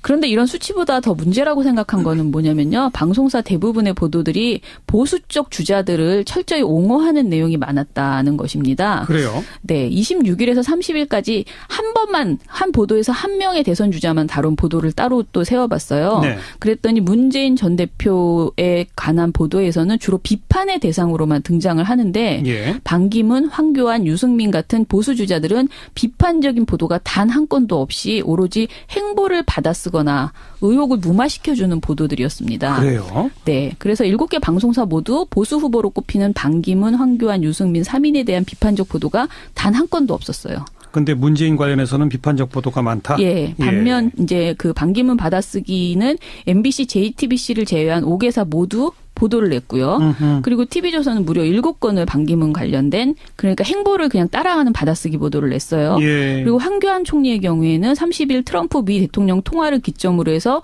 7개 방송사 모두가 받아쓰기 보도를 냈고요. TV조선은 여기서도 4건으로 황교안 관련 보도를 가장 많이 했습니다. 네. 예, 그래서 아무튼 전반적으로 보면은 문재인 전 대표가 분명히 방송에서 많이 나오긴 하지만은 좀 비판적으로 나오고, 네, 비판적인 그 주제로 많이 나오고 있다 이렇게 네. 보시면 됩니다. 근데 문재인 전 대표보다 훨씬 더 많이 다뤄진 게 반기문 전 총장인데, 네. 정작 그 양반이 2월 1일 날 불출마 선언을 해버렸어요. 예. 이 많은 방송사들이 조금 뭐라고 그래야 되나 약간 황당해했을 것 같은데 황당했어요. 어떤 식으로 보도가 나옵니까? 그 불출마에 대해서. 일단 저희가 확인한 불출마 선언 당일이 1일이었는데요. 예. 이날 불출마의 배경을 꼽는 보도는 방송사 간에 약간의 차이가 있었습니다. 물론 7개사 모두 한두 건 그러니까 어떤 곳은 2건, 1건인데 큰 의미가 없어서 제가 자세히는 말씀 안 드리고요. 한두 건의 내용으로 그러니까 보도로 불출마의 이유를 분석을 했습니다. 예. 공통적으로 말한 것은 지지율 하락, 숱한 논란과 비판 여론에 의한 심리적 압박, 정치적 비전의 부재, 독자 세력화 실패 등을 꼽았습니다. 비슷비슷하죠. 네네. 예. 근데 이 중에서 MBC와 TV조선에서만 돋보이는 불출마 사유를 이야기를 했어요. 예. 바로 가짜 뉴스 그리고 야당의 공세 때문에 이제 불출마를 하게 됐다. 네. 이런 주장입니다. 예. MBC 같은 경우에는 20일 만에 막 내린 정치 교체 꿈이라는 1일자 보도에서요. 가짜 뉴스가 일파만파로 퍼지면서 난데없는 자질 논란에 휩싸였다라고 말을 했어요. 예. 그런데 정작 그 보도 안에서 가짜 뉴스가 무엇인지는 언급하지 않았고요. 예. 이런 이야기를 합니다. 이제 야당은 박연차 회장으로부터 23만 불 수수와 친인척 비리 의혹을 끈질기게 물고 늘어졌다면서 아직 진위 여부가 가려지지 않았잖아요. 이 내용이. 근데 이것을 가지고 마치 가짜 뉴스인 것이냐. 그렇게 쓱 붙여버린 거예요. 이런 내용을.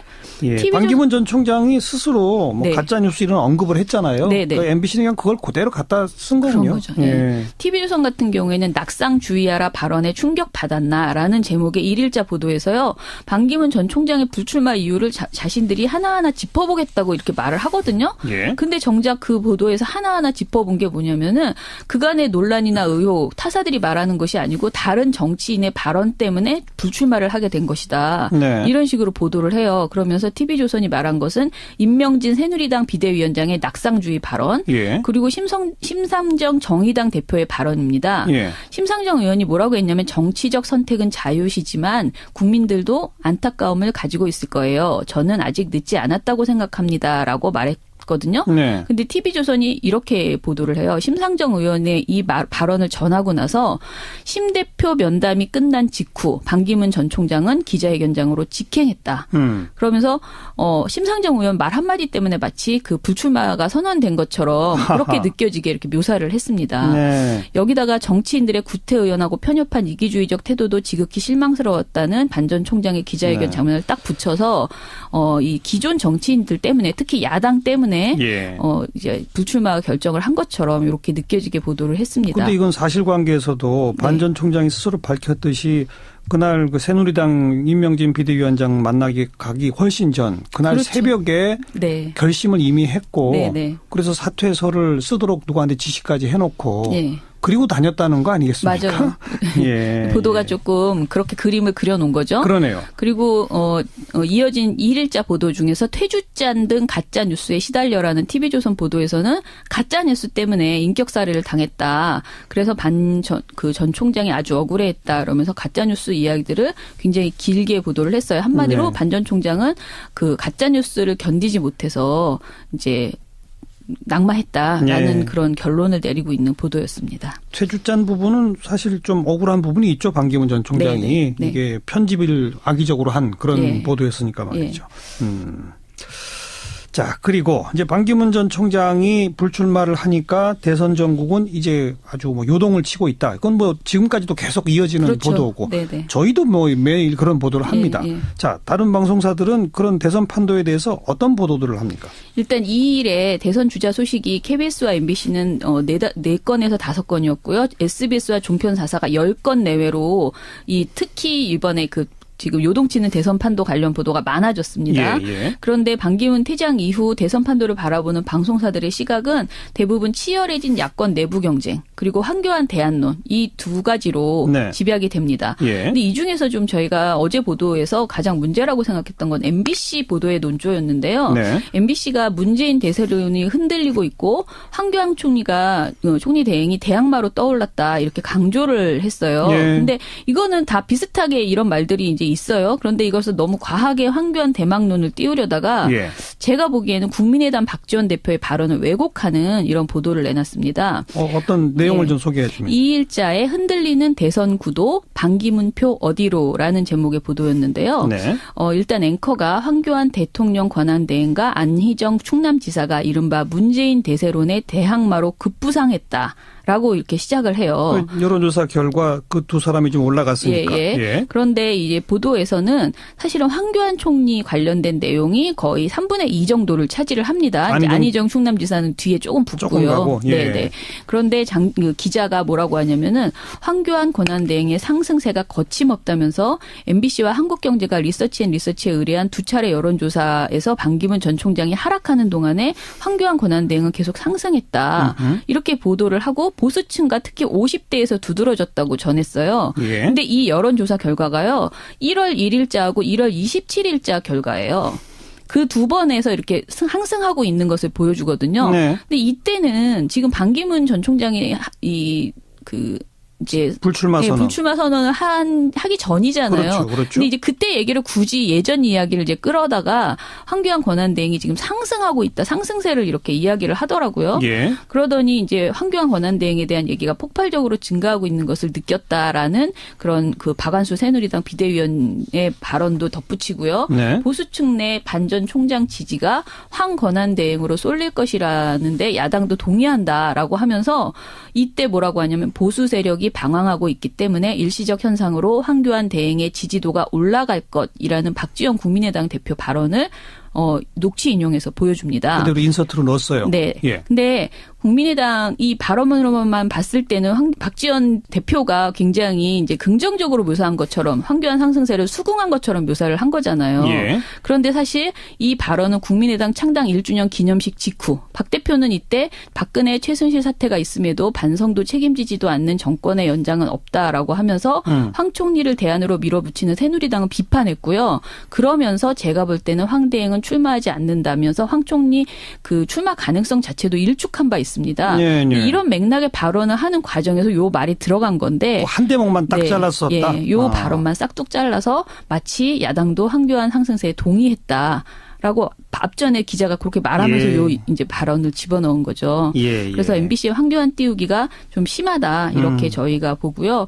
MBC 보도의 특징은 반기문 퇴장의 반사 이익을 누린 주자들 중에서 유독 황교안 총리만 집중 조명했다는 거예요. 네. 왜냐하면 다른 방송사들을 보면은요, 문재인 대선론이 흔들렸다 이런 보도가 아니고 오히려 문재인 전 대표가 굉장히 압도적으로 오히려 이제 되고 있다라는 내용들이 더 많아요. 대세론이 오히려 공고화되고 있다는 보도도 있다는 거죠. 근데 이제 그 MBC만 이렇게 문재인 대소론이 흔들렸다라고 표현을 하고 그리고 황교안 전 총리가 엄청나게 이제 조명되고 있다라는 식으로 이제 보도를 한 것이죠. 예를 들면 채널 A는 대선 상황실이라는 그 2일자 보도에서 대안 후보를 잃은 보수층이 황교안 총리로 흘러가고 설 이후 한 차례 반등했던 안희정 지사가 한 차례 더 급상등했다라면서 2등 격전을 벌이는 황 총리와 안 지사의 강점 야점을 모두 짚어보는 이런 보도를 했거든요. 뭐 이런 게 현실을 반영한 거죠. 그렇죠. 그리고 또 일부 언론들은 이 안희정 그다음에 안철수 이 두 분한테 뭐 그 수혜가 갈 것이다. 그렇죠. 뭐 이런 분석도 그런 있고. 보도도 많고요. 그리고 SBS, TV조선, MBN은 황교안 총리와 안희정 지사의 따로따로 한 건씩을 할애를 해서 보도를 했고요. KBS와 JTBC는 두 사람만의 그 상승세를 따로 보도하지 않았습니다.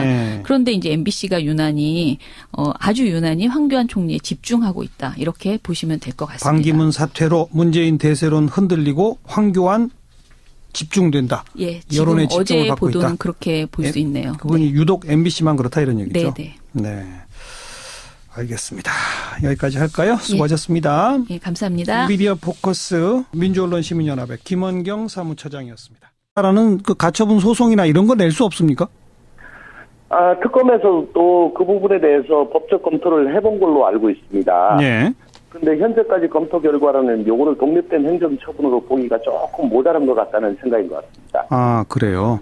그러면 가처분 신청 자체가 그 성립이 안 되는 겁니까? 특검은 요게 지금 완벽하게 행정처분으로 지금 보기가 조금 힘든 거 아니냐. 일단 잠정적으로 그렇게 판단을 한 걸로 저는 보여집니다. 그러니까 그런 판단에 따르면 가처분 신청 자체의 대상이 안 돼요? 네네. 특검은 그렇게 보고 있는 것 같습니다. 그래요. 자, 또 일각에서는 이런 얘기 합니다. 지금 청와대 압수수색 지난번 검찰도 갔다가 결국은 이제 그냥 청와대가 주는 자료만 받아갖고 나오지 않았느냐 이런 얘기가 있고 또 지금 세월이 얼마나 흘렀는데 압수수색 진짜 들어간다고 해서 뭐 뾰족한 증거를 찾아낼 수 있겠느냐. 이미 없앨 거 다 없애지 않았겠느냐. 근데 특검이 굳이 이렇게 압수수색 하겠다고 하는 거는 그냥 일종의 정치적 압박 아니냐. 이런 해석도 있는데 저 의원은 어떻게 생각하세요? 종이 문서 같은 건 다 치울 수가 있겠죠.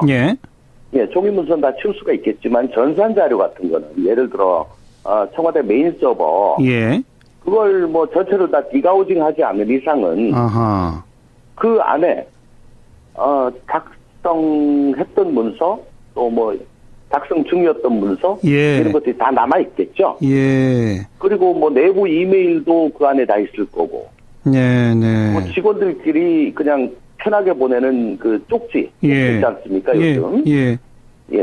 그다음에 그 청와대 출입한 기록들 이런 것들도 거기에 다 있을 수가 있죠. 그러니까 그런 파일을 지웠다 하더라도 그건 복구가 가능하다 이건 말씀이군요. 그거는 포렌식으로 갖다 버리지 않는 이상 복구가 가능하고요. 그리고 또 민정수석실이라든가 비서실장실에 PC가 있지 않겠습니까? 그렇죠. 그 PC도 카피해가지고 갖고 와서 포렌식을 하면은 상당한 성과가 있을 걸로 보여집니다. 그래서 정말 강제 집행을 하더라도 이 압수수색이 정말 필요한 거군요. 필요하죠. 요즘 수사는요.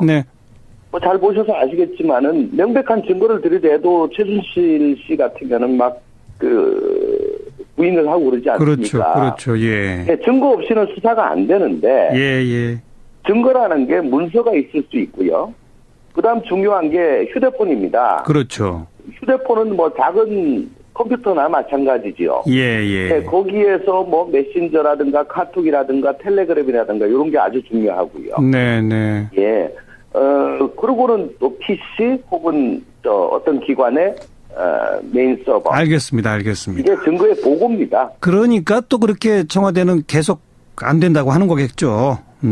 그렇겠죠. 그리고 오늘 청와대 압수수색 들어가면서 동시에 공정거래위원회, 금융위원회도 압수수색했는데 이건 어떤 의미인지 좀 설명해 주시겠어요? 저 특검에서 발표한 걸 제가 잠깐 봤는데, 뭐 삼성 이재용 부회장의 뇌물 공여, 그리고 최순실 씨의 그 미얀마 ODA 공급개발 원조, 요 자금 유용 수사, 뭐 요런 거 가지고 필요하다고 양대 기관을 이번에 압수수색했고 또 최근에 불거진 그 KB 하나은행의 그 이상화 본부장 네네. 임원 승진 과정. 그렇죠. 여기에 과연 금융위가 어느 정도 개입을 했느냐. 네네. 뭐 이런 것도 좀 봐야 된다. 예. 예, 뭐 그런 것 같습니다. 청와대 압수수색하고 바로 직결되는 건 아닐 수 있겠군요. 조금 그 다른 혐의들을 입증하는 가는 좀 그런 성격의 압수수색이라고 말할 수도 있겠군요. 요거는 저 삼성 이재용 부회장의 영장 재청구 여부가 아직 결정이 되지 않았습니다. 그렇죠, 그렇죠. 예, 그리고 또 대통령의 뇌물과도 또 관련이 있는 거고요. 네네.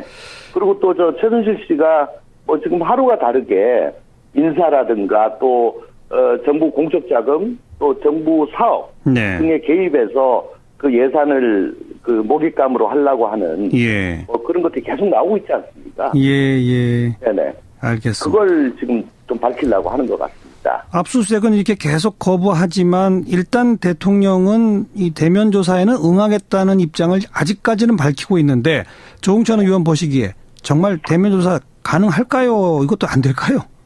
대통령께서는 지금 특검 수사가 뭐 공정하지 않다고 생각을 하시겠죠. 네. 당연히 그거는 특검 조사 응하기 싫은 이유인데 그럼에도 불구하고 네. 지금 대통령의 당면한 목표는 헌법재판소 탄핵 결정 이전에 특검의 수사가 종료됨으로써 특검에 의해서 어떻게 신병이 결정되는 것. 이걸 모면하는 거라고 저는 생각합니다.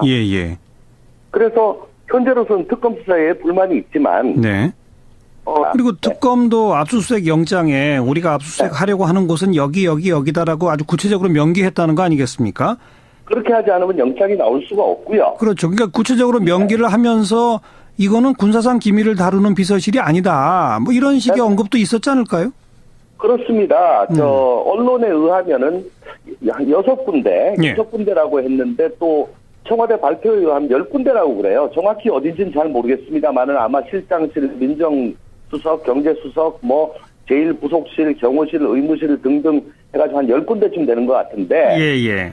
그 중에서 제가 보기에 군사상 비밀 요하는 곳은 그래도 경호실 정도가 눈에 띄고요. 다른 곳은 군사상 비밀하고 별 상관이 없어 보이고 또한 압수하려고 하는 물건을 최대한 구체화시켜서 적시를 해야지만이 영장이 발부가 됩니다. 그러니까 특검 측은 아무튼 뭐 장소하고 물건까지를 적시해가지고 이거는 군사상 기밀이나 국가 중대한 이익 해치는 게 아니다라는 논리를 폈을 거 아니겠습니까? 그렇습니다. 그런데 그걸 청와대 측은 막무가내 거부했다 이렇게 해석하면 되겠군요. 네, 그렇습니다. 과거 전례를 들어서 한 번도 그렇게 한 적이 없다. 자, 그래서 지금 현재 대통령은 직무가 정지돼 있기 때문에 대통령의 권한을 대행하는 사람이 황교안 총리예요. 그래서 특검 측에서도 황교안 총리한테 청와대 압수수색을 허락하도록 요청하는 공문을 보내겠다라고 했는데 지금 언론에 나오는 바로 따르면 황교안 총리는 뭐 어떤 법적인 답은 아닙니다만 별로 협조할 뜻이 없던 것으로 보여지거든요. 이거 어떻게 생각하세요? 아까 아침에 제가 이런 내용을 제 페이스북에다 올렸었는데 제 페이스북 친구분께서 지금 황교안 총리가 본회의장에 나와 있는데 총리한테 이거 좀 승낙 좀 해라 라고 좀 얘기를 하면 어떻겠냐 라고 아이디어를 주셨어요.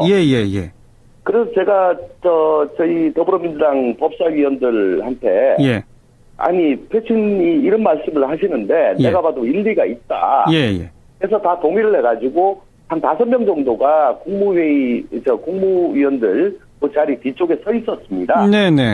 그래서 황교안 총리가 그 본회의 마치고 이제 퇴장하실 때 저희가 정중하게 인사를 드리고 지금 특검에서 압수수색을 하고 있는 모양인데 하려고 하는데 청와대에서 거부를 하는 것 같다.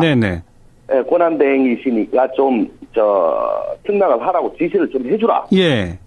라고 말씀을 드렸어요. 그랬더니요? 네, 잘 들었습니다. 그러니까 당신들의 뜻은 알겠다. 한 발자국도 더 나가지 않았습니다. 그러니까 해주실 마음이 처음부터 없던 걸로 저는 느꼈습니다. 그 자리에서. 네.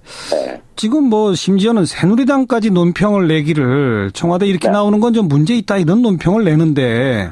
네. 그런데 황교안 총리 권한대행은 생각이 영 다른 모양이죠. 아마 전례를 깨는 게 좀 부담스러웠을 수도 있고요. 네. 또 좀 정보적으로 얘기를 하면은 황교안 총리가 자기가 대선 출마를 할 거라고 명시적으로 말씀은 하지 않았지만 어쨌든 꾸준히 대선 주자로 지금 여론조사 대상으로 올라가고 있고, 그렇죠. 또 상당한 그 숫자가 지지로 나오고 있는데, 그분들 지지하시는 분들은 되게 오늘 압수수색을 좀 반대하시는 분들 아닐까요? 네. 모르겠습니다. 제가 너무 나가는 건지 어쩌는 건지. 자, 그건 그렇고 아무튼 지금 특검보도 그 브리핑에서 청와대가 압수수색을 거부하면 방법이 없다 이런 말을 했습니다. 네. 그리고 이제 이 황교안 총리 권한대행한테 정식 공문을 보냈지만 만약 그건 동의할 수 없다 이렇게 오면 진짜 방법이 없는 겁니까?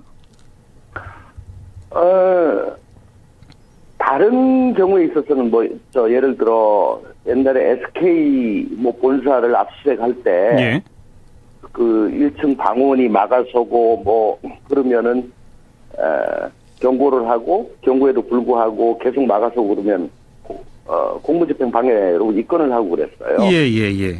극단적으로 얘기하면은 법원이 발부한 정당한 영장의 집행을 방해하는 거는 공무집행 방해에 일단 형식적으로 해당되는 걸로 보여집니다.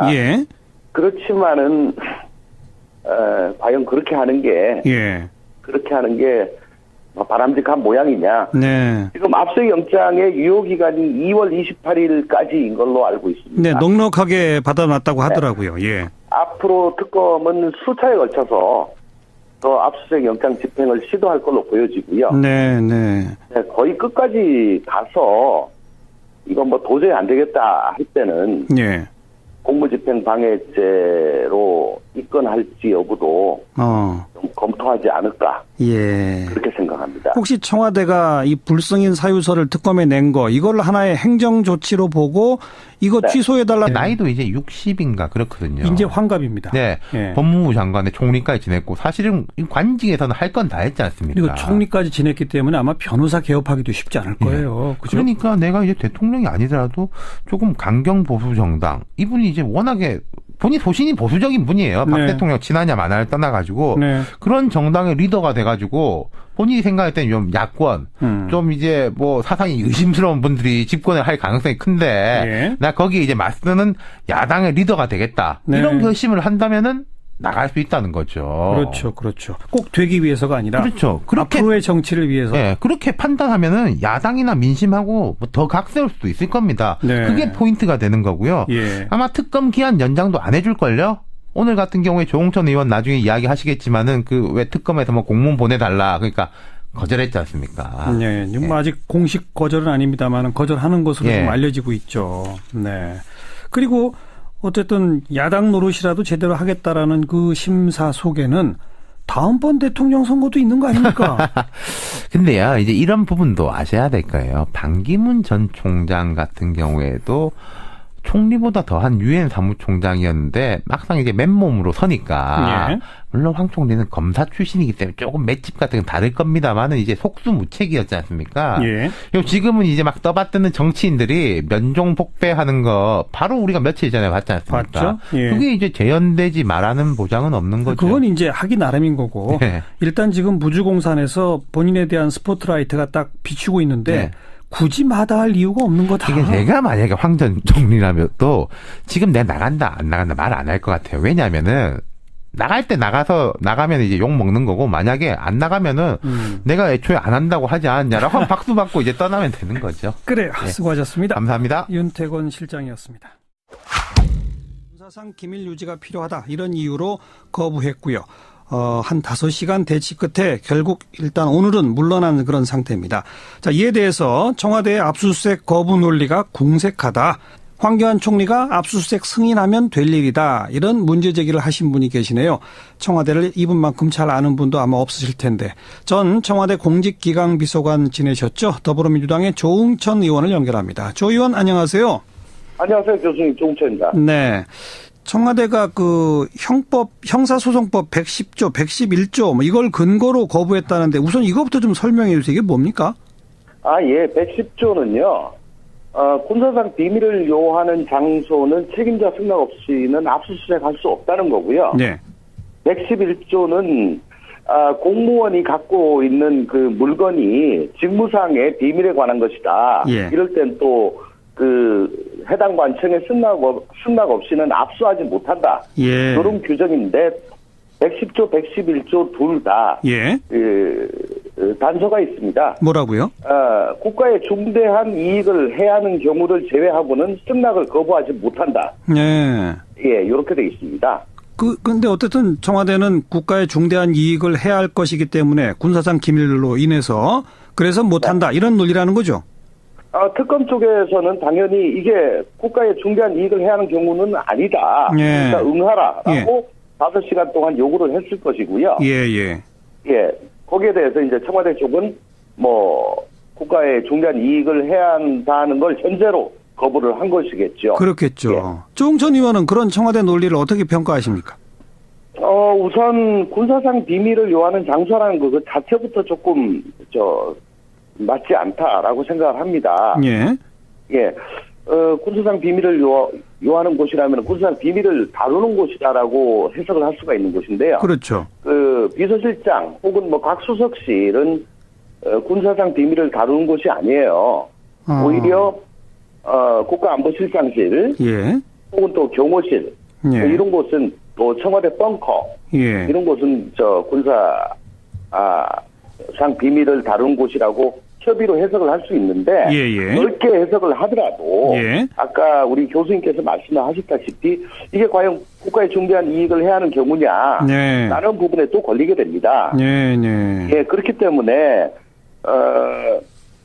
압수수색으로 인해 가지고 국가의 중대한 이익이 손상되는 거를 이러기 때문에 손상된다라고 적극적으로 청와대 쪽에서 입증을 해야 될 것 같은데 그 점에 대해서는 잘 얘기를 안 한 것 같고 다만 그동안의 전례가 이렇다. 그리고 여기가 군사보호구역이다. 이런 이유로 그냥 거부를 한 걸로 보여지는데 예를 들면 국정원 같은 것도 국정원도 제가 알기로는 군사상 비밀을 요하는 곳이에요. 당연하죠. 근데 거기도 과거 댓글 사건이라든가 여러 번에 걸쳐가지고 압수수색이 이루어졌었습니다. 네네. 어쨌든 좀 그간의 관행을 예를 들어서 청와대라는 곳의 특수성, 대통령이 계신다는 것에 대한 여기는 언터처블이다. 이런 권위의식이 좀 발동한 거 아닌가 그런 생각이 듭니다. 소환조사에 응하는 모양새를 보여줌으로써 특검 수사 기간에 연장의 빌미를 주지 않아야 할 걸로 저는 생각을 합니다. 그렇기 때문에 아마 대면 조사는 응하지 않을까 그렇게 추측합니다. 근데 그 목적은 수사기간이 연장돼서 탄핵당한, 그러니까 인용된 후에 바로 구속되는 걸 피하려고 이거로군요. 네, 그렇습니다. 여기까지 말씀드릴게요. 고맙습니다. 네, 더불어민주당 조응천 의원이었습니다. 자, 어서 오십시오. 안녕하세요. 트럼프 대통령이 삼성한테 고맙다고 트윗을 날렸다고요? 그렇습니다. 트위터에 현지 시간 3일 새벽에 고마워요 삼성 당신과 함께하고 싶다 이렇게 썼는데요. 이 삼성의 트위터 계정까지 링크를 해서 이런 메시지를 남겼습니다. 그러면 삼성의 트위터 담당자는 이 메시지를 보게 되거든요. 대단히 당황을 했겠죠. 이 메시지에는 미국 온라인 매체 악시오스의 삼성전자가 미국에 공장을 지을 수도 있다는 내용의 기사가 같이 링크가 되어 있는데요. 이 악시오스라는 매체 이름도 생소하지 않습니까? 그렇죠. 이게 기성 언론을 잘 믿지 않는 트럼프 대통령의 성향이 좀 드러난 부분인 것 같습니다. 로이터 통신도 전날에 삼성이 미국 가전공장 건설 가능성 이걸 다뤘었는데 이 트위터 메시지까지 같이 보도하면서 상당히 화제가 되고 있습니다. 삼성은 공식적으로 입장을 밝혔는데 미국은 매우 중요한 시장으로 지금까지 텍사스 오스틴 반도체 공장에 약 170억 달러를 투자해왔다. 앞으로도 소비자를 위해 미국 내 새로운 투자 필요성 여부를 계속 검토하겠다. 이 정도로 지금 얘기를 하고 있네요. 그러니까 실제로 미국에 공장을 새로 지을 생각이 있는 거예요? 그렇습니다. 그런 방안을 검토를 하고 있는 건 사실이라고 하는데 다만 이제 여러 계산이 필요하긴 하겠죠. 그래서 내부 검토 검토 단계에 있다는 것입니다. 인건비 비중이 이제 높은 게 또 가전 공장의 특성인데 네. 미국은 인력이 상당히 비싼 이제 국가이죠. 그러니 수지 타산에 안 맞지 않느냐라는 점인데 그럼에도 불구하고 공장을 미국에 지을 필요 이것이 얘기가 나오는 것은 삼성이 지금 미국에 수출하는 가전 제품을 멕시코 공장에서 만들고 있다는 게 문제인 거거든요. 예. 아시다시피 뭐 트럼프 대통령은 멕시코를 상당히 싫어하는 상황이고요. 북미 자유무역 협정 즉 나프타의 이제 개정 필요성 5월달에 뭐 대협상한다 이 얘기 나오고 있는데 여기서 멕시코에서 유입되는 공산품에 일종의 보복 관세를 물리게 될 경우에는 삼성까지도 타격을 받을 수밖에 없다 이런 얘기 나오는 겁니다. 그렇죠. 그런 상황에 트럼프 대통령이 직접 트위터 메시지까지 쓰니까 뭐 삼성은 좌불안석이다 이런 얘기 나오고 있는데요. LG전자도 같은 고민을 하고 있다라는 점에서 다른 기업에 또 이런 문제가 좀 확산이 될 것 같습니다. 조성진 LG전자 부회장은 지난달 초에 올해 상반기 중 미국 내 생산 공장 건설 여부를 결정하겠다 이렇게 언급한 적이 있다고 하네요. 네, 트럼프 대통령 참 이래저래 골칫거립니다. 그렇습니다. 가습기 살균제 문제 여전히 뭐 우리를 잊혀지지 않고 있는데 이번엔 아기들 뭐 기저귀에 문제가 있다고요? PNG 기저귀? 그렇습니다. PNG 뭐 팸퍼스 기저귀 관련 상품들이라는데 일단 이 뭐 다이옥신이 검출됐다는 보도가 프랑스 언론을 통해서 이제 처음에 나왔었거든요. 이게 국내에 알려지면서 이제 국내 소비자들이 상당히 항의를 하면서 문제가 커졌습니다. 예. 그래서 이마트라든지 홈플러스라든지 이런 마트에서 일단 판매 중지 조치가 내려졌고요. 이 다이옥신이 검출된 것에 대해서 산업통상자원부 국가기술표준원도 샘플 조사에 들어간다라는 뉴스입니다. 문제는 지금 다이옥신의 검출에 대한 어떤 국내의 기준이 없다는 상황인데요. 그래서 이제 그 국가기술표준원도 이것에 대한 뭐 기준을 만드는 그런 상황까지도 내용을 검토해보겠다라고 얘기를 하고 있고요. 예. 애초에 프랑스 언론이 보도한 것도 유럽연합 차원의 이 다이옥신 검출 기준을 만들어야 된다 이런 문제제기를 하기 위한 거였거든요. 뭐 일단은 이 PNG 측은 극소량이 검출된 것이기 때문에 큰 문제가 없다고는 하는데 이런 기준이 뭐 만들어지는 데까지 가야 될 것 같습니다. 네. 이럴 때는 아무튼 정부가 빨리 조치를 취해서 국민 안심시킬 수 있는 그런 방안을 내놔야죠. 맞습니다. 네. 오늘 그 특검이 청와대 압수수색은 실패했습니다마는 공정거래위원회, 금융위원회 압수수색했는데 거긴 진행이 잘 됐습니까? 그렇습니다. 일단 뭐 전격적으로 압수수색을 해서 공정거래위원회, 금융위원회 둘 다 전혀 압수수색 예상하지 못했다 이렇게 얘기를 하고 있는데요. 예. 일단 공정거래위원회 압수수색에 대해서는 삼성 이제 뇌물 혐의 그리고 미얀마 공적개발 원조에 대한 수사 여기 관련한 자료를 확보하기 위한 것이다 이렇게 설명하고 있고요. 네. 금융위의 경우에는 이제 명확히 얘기를 안 하고 있는데 금융위는 뭐 특검이 알아서 설명을 할 거다라는 정도로 입장을 밝히고 있습니다. 네. 그런 특검의 방침에 대해서 공정거래위원회, 금융위원회는 어떤 입장들을 밝히고 있습니까? 일단 공정거래위원회는 아무래도 이 특검의 압수수색이 2015년에 삼성물산 제일모직 합병 과정에서 이제 강화된 순환 출자 고려를 해소해야 된다는 가이드라인이 나와서 삼성 SDI가 강화된 삼성물산 지분을 매각하는 과정이 있었거든요. 네. 이때 가이드라인 제정을 막으려는 외압이 있었다. 이런 의혹이 있기 때문에 특검이 이걸 수사하려는 거 아니냐라고 언론이 지금 얘기를 하고 있습니다.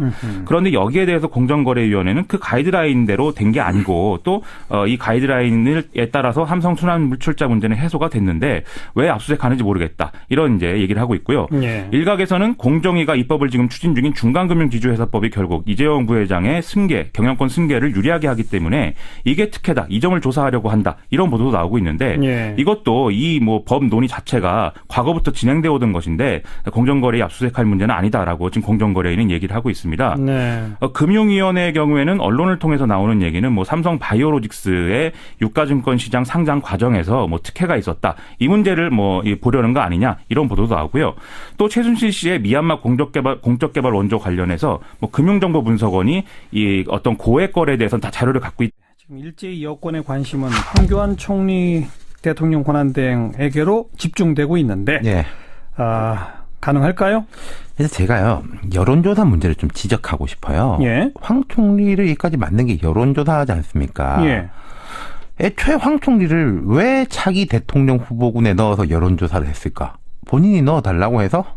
아니면 누가 의뢰해서? 이분이 지금 정치인도 아니고. 맨 처음에 황 총리를 넣은 여론조사를 누가 과연 생각했느냐? 그렇죠. 진짜 그건 궁금하네요. 네, 이게 참 기획성의 성격이 커요. 제가 볼 때는. 그런가요? 그런데 어쨌든 첫 조사부터 숫자가 괜찮게 나오기 시작했잖아요. 그렇습니다. 그러니까 이게 시작이 어떻게 됐든지 간에 이제는 황교안 후보론은 실체입니다. 네. 한 시작 넣자마자 한 4%, 5% 수준이었죠. 근데 그때도 사실 범여권 주자로 치면은 반기문 다음 2등이었어요, 황교안이. 그렇죠, 그렇죠. 그리고 이제 조금씩 오르더니 이제 두 자리 숫자 왔다 갔다 합니다. 네. 여권 주자 중에는 1등입니다. 네. 그러니까 이제는 뭐 실체가 돼버린 거죠. 워낙 새누리당 뭐 이쪽에 후보가 없으니까 예. 여론조사 기관에서도 그냥 한번 넣어본 거 아닐까 싶은데 처음부터 숫자가 잘 나오니까 계속 넣은 것 같고요. 이게 조금만 더 말씀드리자면요. 이 넣고 빼는 게 보통 문제가 아닙니다. 대통령직 후보는 한 10명 되는데 그중에서 보통 7명, 8명, 작게는 5명만 물어보거든요. 네. 그 한 자리에 들어가는 게 쉬운 일이 아닌데 그럼 누구 한 사람 빼고 생각도 없는 이 사람 넣었다는 거잖아요. 예, 예. 근데 어찌됐건 간에 왜 지지율이 뛰냐. 기본적으로 보수표, 특히 강성 보수표가 있지 않습니까? 있죠. 근데 그 표는 박 대통령 탄핵에 동참하고 지금 좀 중도화 전략을 걷고 있는 바른정당에는 마음을 못 엽니다. 못 열죠? 근데 이제 새누리당에는 이른바 자칭 대선 주자군조차도 김문수, 이인재 그 정도죠. 2분 중 정도예요. 예. 그러니까 지금 무주공산이다 이거죠. 그렇죠. 예. 황 총리가 좀 비판도 많이 받는데 이런 일반적인 비판 지점을 한번 뒤집어 생각해 보면은 그게 강경 보수 진영의 강점이라는 겁니다. 네. 평생을 공안검사로 살았죠. 법무부 장관을 하면서 지난 대선 국정원 개입 수사에 제동을 걸었다는 의혹을 받고 있죠. 통합진보당 해산을 진두지휘했죠. 올해 총리를 지내면서 뭐 야당하고 각 세우고 국정교과서 추진하고 예. 이게 다 매력 덩어리라는 거죠. 강경 보수에게는 매력 예. 덩어리다. 네. 근데 바로 그게 또 강경 보수라고 하는데 묶인다라는 한계로 볼 수도 있잖아요. 맞습니다. 근데 이제 지금보다는 전 좀 더 오를 것 같아요. 예. 왜냐하면 이게 야권이나 언론들이 황 총리가 대선 나가는 게 말이 되냐 막 비판하지 않습니까? 예. 내가 싫어하는 사람이 비판하니까 더 이뻐 보이는 거죠. 예. 그러니까 딱 우리 편이다 싶은 거죠. 근데 이제 황 총리 측 이야기는 이렇습니다. 비공식으로 하는 이야기입니다. 이거는. 왜 가타부타 대답이 없냐. 글쎄요. 안 한다 하면 될 거 아니냐. 그러니까요. 지난 연말엔 그런 이야기를 했거든요. 전혀 생각 없다고 했었죠. 예. 그런데 이제 비공식적인 이야기는 대통령 권한 대행이면은 안 그래도 뭐 말도 안 듣고 그러는데 총리 지지율이 오르면서 국정 장악력이 강해지면은 공직사회 이제 기강도 잡을 수 있는 거 아니냐. 네, 네. 뭐 우리가 굳이 뭐 안 한다 이야기할 필요는 없다. 그러니까 진짜 나갈 생각이 있는 건 아니지만 그거에 대해서 모른다는 겁니다. 이런 이야기 하는 사람들도. 꿈보다 해몽인가요, 이거? 그렇죠. 뭐 저도 그렇게 생각합니다. 진짜 후보가 될 수 있을까요? 어떻게 보세요? 아니, 후보 되는 거야. 본인이 출마 선언하면 되는 거죠. 그리고 새누리당에서 강력하게 러브콜을 보내고 있기도 한데 근데 제가 생각할 때 진짜 출마 선언하면 지금은 좀 달라질 겁니다. 달라지겠죠, 당연히. 그 홍문정 의원은 오늘 우리 아침 김현정 뉴스쇼에 나와가지고 황 총리 출마 선언하면 지지율이 2배로 뛸 거다 이렇게까지 얘기했잖아요. 근데요, 자 출마 선언하면 이제 바로 검증돼 오르겠죠. 지금은 뭐 출마 선언도 안 했으니까 애매한 상황인데 세 가지 포인트가 있습니다. 첫 번째, 권한 대행이 뛰쳐나가면은 유일호 권한 대행의 권한 대행 체제를 만드는 게 과연 적절하냐. 두 번째, 유일호 경제부총리가 총리직도 해야 되고 경제부총리직도 해야 되고 대통령직도 해야 되죠. 대통령 및 총리 권한대행 그리고 경제부총리 그리고 재경부 장관. 그렇죠. 이야, 대단하네요. 자, 이렇게 만드는 게 맞냐. 네. 두 번째로 박 대통령 밑에서 총리를 이렇게 2년 이상 지낸 사람이 뭐 자기는 몰랐다라고 하지만은 책임이 없냐. 예. 사실 이제 반기문 전 총장도 박 대통령 가깝다는 점이 약점이었는데 황 총리가 나서면 그냥 박근혜 후계자 되는 거죠. 그런 의미에서 지지 기반을 넓히기가 한계가 있을 거다. 맞습니다. 그리고 세 번째 이제 군대 문제. 이게 강경 보수의 기치에 맞느냐. 군대를 안 갔었죠? 예. 그러니까 일단 보수 진영에 워낙에 주자가 없으니까 특히 새누리당 쪽 입장에서는 뭐 후보를 안 낸기도 어렵고 후보를 안 낸다는 말을 하면 그 당은 존재 가치가 확 상실하는 거거든요. 대선 판국에. 그러니까 앞서 말씀드린 이런저런 장점 단점들을 종합해서 보면요. 지지율은 이 정도 유지하거나 조금 더 오를 겁니다. 근데 제가 이제 보통 뭐 정치에 대해서 이런 말씀은 잘 안 드리는데 대통령 될 가능성은 제로입니다. 네. 단언컨대. 매우 낮죠. 네, 매우 낮습니다. 뭐 본인인들 황 총리가 뭐 명민하신 분인데 이거 왜 모르겠습니까? 네. 근데 이런 판단을 하면 나올 수 있어요. 어떤 판단이요? 대선 이후에도 정치하겠다는 생각한다면. 네.